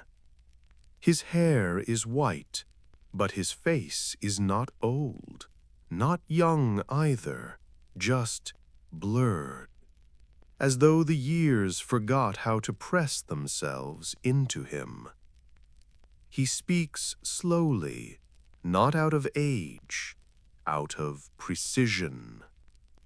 "Have you seen the vessels?" he asks one day. You nod. He smiles faintly. "They're not meant to hold liquids," he says. "They're meant to listen." His chamber is the highest in the spire, far from the cellars and courts. No guards, no fire. Just one massive lens, carved not of glass, but something more like translucent stone. Quartz, he tells you, mined from a hill no one remembers. The lens doesn't magnify, it focuses. And each day he places something beneath it, a beetle wing, a speck of rust, a burnt hair, a flake of gold. And he watches, and listens, and writes. "Gold," he says once, when you ask what he's searching for. "Not the kind you think." You press, he softens. He explains. Not in words, but in symbols, a spiral turning inward, a wave interrupted, an eye split in two. You don't fully understand, but you sense he doesn't either. That's not the point. Later, you overhear a courtier call him the Immortal. You laugh, but they're serious. They say he served Charles's father and his grandfather and the court before that. You try to find his name in the books. Nothing. No birth, no record, no tomb. And that's when you notice something stranger. In the older manuscripts, those bound in bark and sealed with oil, you find pages in the same hand, the same ink, the same pressure. One of them is dated 1273, another 1189. You don't ask him directly, but one morning, when you arrive early, he's already waiting. He offers you a fig, says nothing. And as you bite, he says, "Nothing lives forever, but sometimes an idea lingers, especially if no one remembers to forget." Then he hands you a sealed envelope, waxed in red. For when the moon is full and the court has grown quiet, you tuck it away, but you don't open it. Not yet. Not ever, maybe. Some truths are better when they remain questions. It is a winter banquet. The hall above the cellars burns with fire and gold. Tapestries ripple like painted heat. Wine pours into cups carved from gemstone. A mechanical bird chirps sweet music from a cage of silver. You stand in the corner, dressed not in scholars' robes, but the servants' black, invisible. Just close enough to watch how wealth devours the humble art you once called alchemy. You see it in the way they handle mercury. With painted fingers and jesting smiles, they dip rings in it. Watch them gleam. Joke that they now hold liquid silver. You see it in the way they laugh at transformation. One man brags of having paid an alchemist to dye his beard with lead paste that never fades. It has left him with headaches and a lingering tremor in his hand. But he waves it off. Beauty, he says, has its poisons. The nobles mock the philosopher's stone as a romantic fantasy. They turn the idea of transmutation into a parlor game. A woman in a gown of peacock feathers insists she's discovered a way to turn heartbreak into rubies. A duke declares that envy smells like sulfur and tastes like salt. They do not understand, or worse, pretend they do. In the shadows behind the tapestries, you find the true alchemists, the ones they keep hidden, not for secrecy, but shame. Bent backs, ink-stained teeth, faces hollowed by years of breathing gold dust and vinegar fumes. They tend the furnaces beneath the dining room, literally beneath it. The floor above their heads is warm because their hands feed coal into mouths of iron. You speak to one, old, perhaps once from Cordoba. He shows you his palms. They're the color of old paper, cracked like clay after drought. Alchemy, he wheezes, it's not what they think, never was. He dips a cloth in vinegar, wipes rust from a crucible, and adds, they want gold, but real gold is patience. The courtiers have none. They fund experiments only to boast, burn books to stoke rumor, silence alchemists who speak plainly. A man disappears after claiming to have found a red crystal that heals wounds. No trace, not even his tools. And a woman, once favored by the empress, vanishes after writing that transmutation begins in the soul. You find her journal, pages torn, ink smeared, pressed behind a wall brick in your cellar's stair. The last legible words: "The king does not seek truth. The king seeks mirrors." Later you overhear a court astrologer mutter to himself in a dark corridor, "Gold turns to rust, but ambition, that burns forever." You don't know if it comforts or chills you, because down here, where warmth rises through stone from furnaces fed by silent workers, you begin to see the truth. This is no longer the dream of the ancients, no longer the sacred dance of elements. This is politics by another name. And you are still watching the fire, still waiting for the flame to speak. The next day you are summoned, not by your master, not by a steward, by the court itself. A sealed letter arrives, pressed with wax, stamped by the royal cipher of Charles V. You hold it in your hand, hesitant. It feels heavier than it should, not in weight, in expectation. You open it with trembling fingers. "You will attend us at the tower room by nightfall. Bring no companions, say nothing to no one." No signature, just a crescent drawn in ink beneath the words. You do not tell your master. He sees the look in your eyes and says nothing, just nods once and returns to his parchment.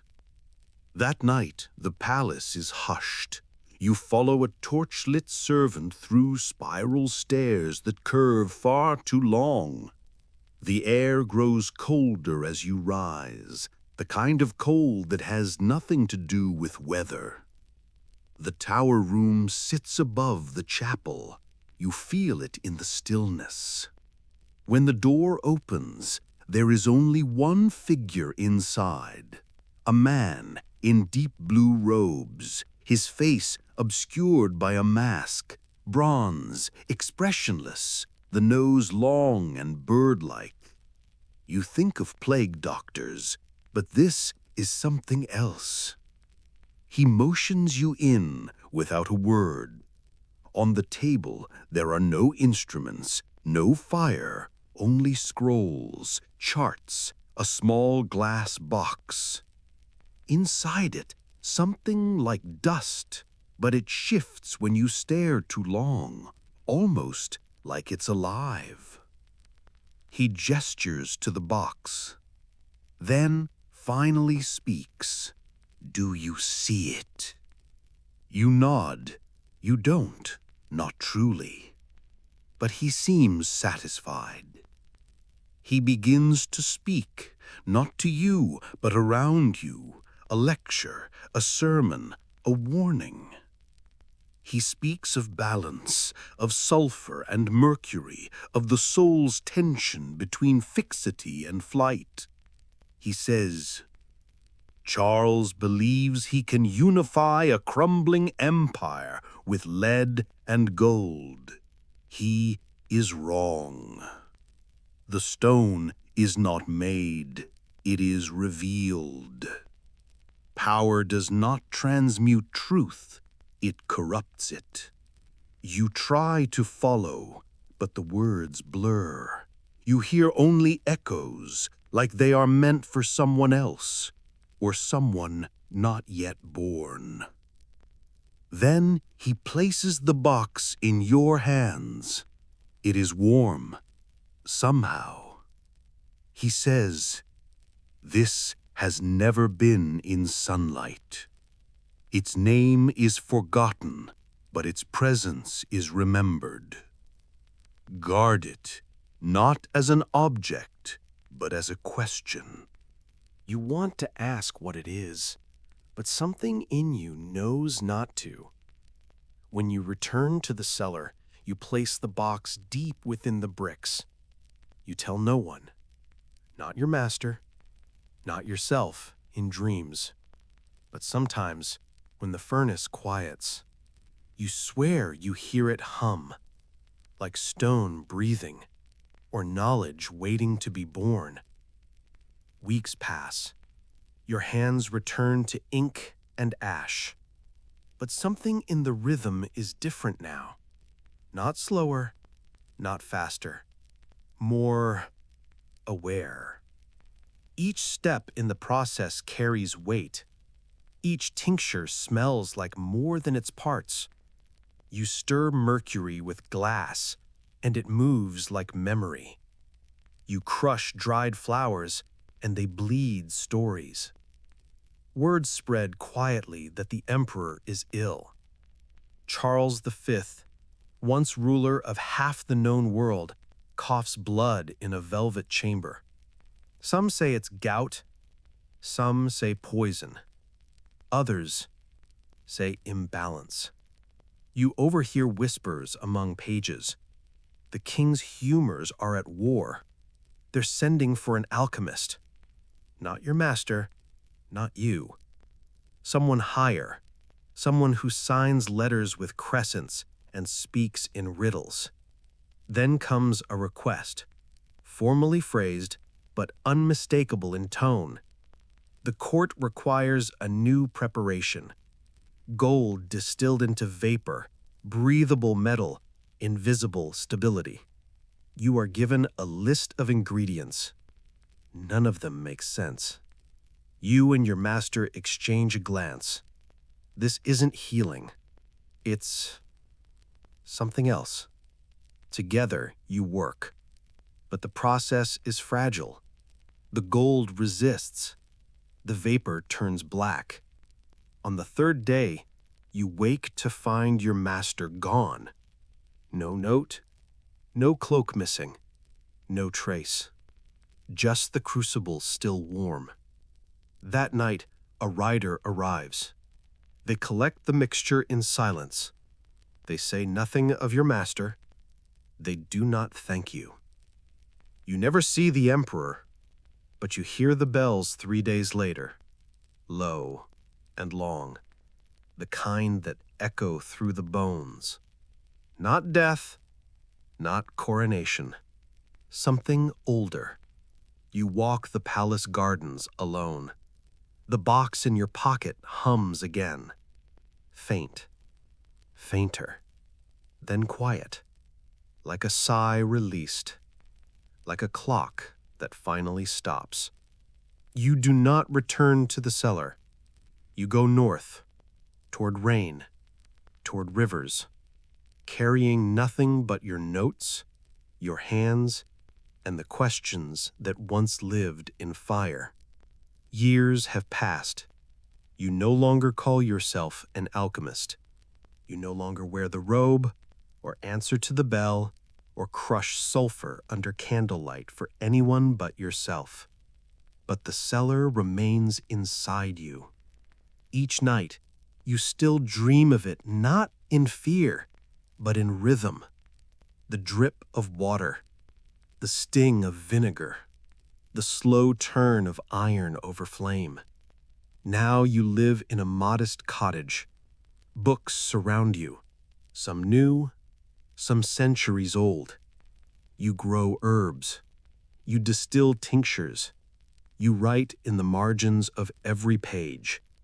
The philosopher's stone never appeared, not as gold, not as glory, but something remains, a kind of listening, a way of seeing the ordinary as layered, symbolic, trembling with unseen order.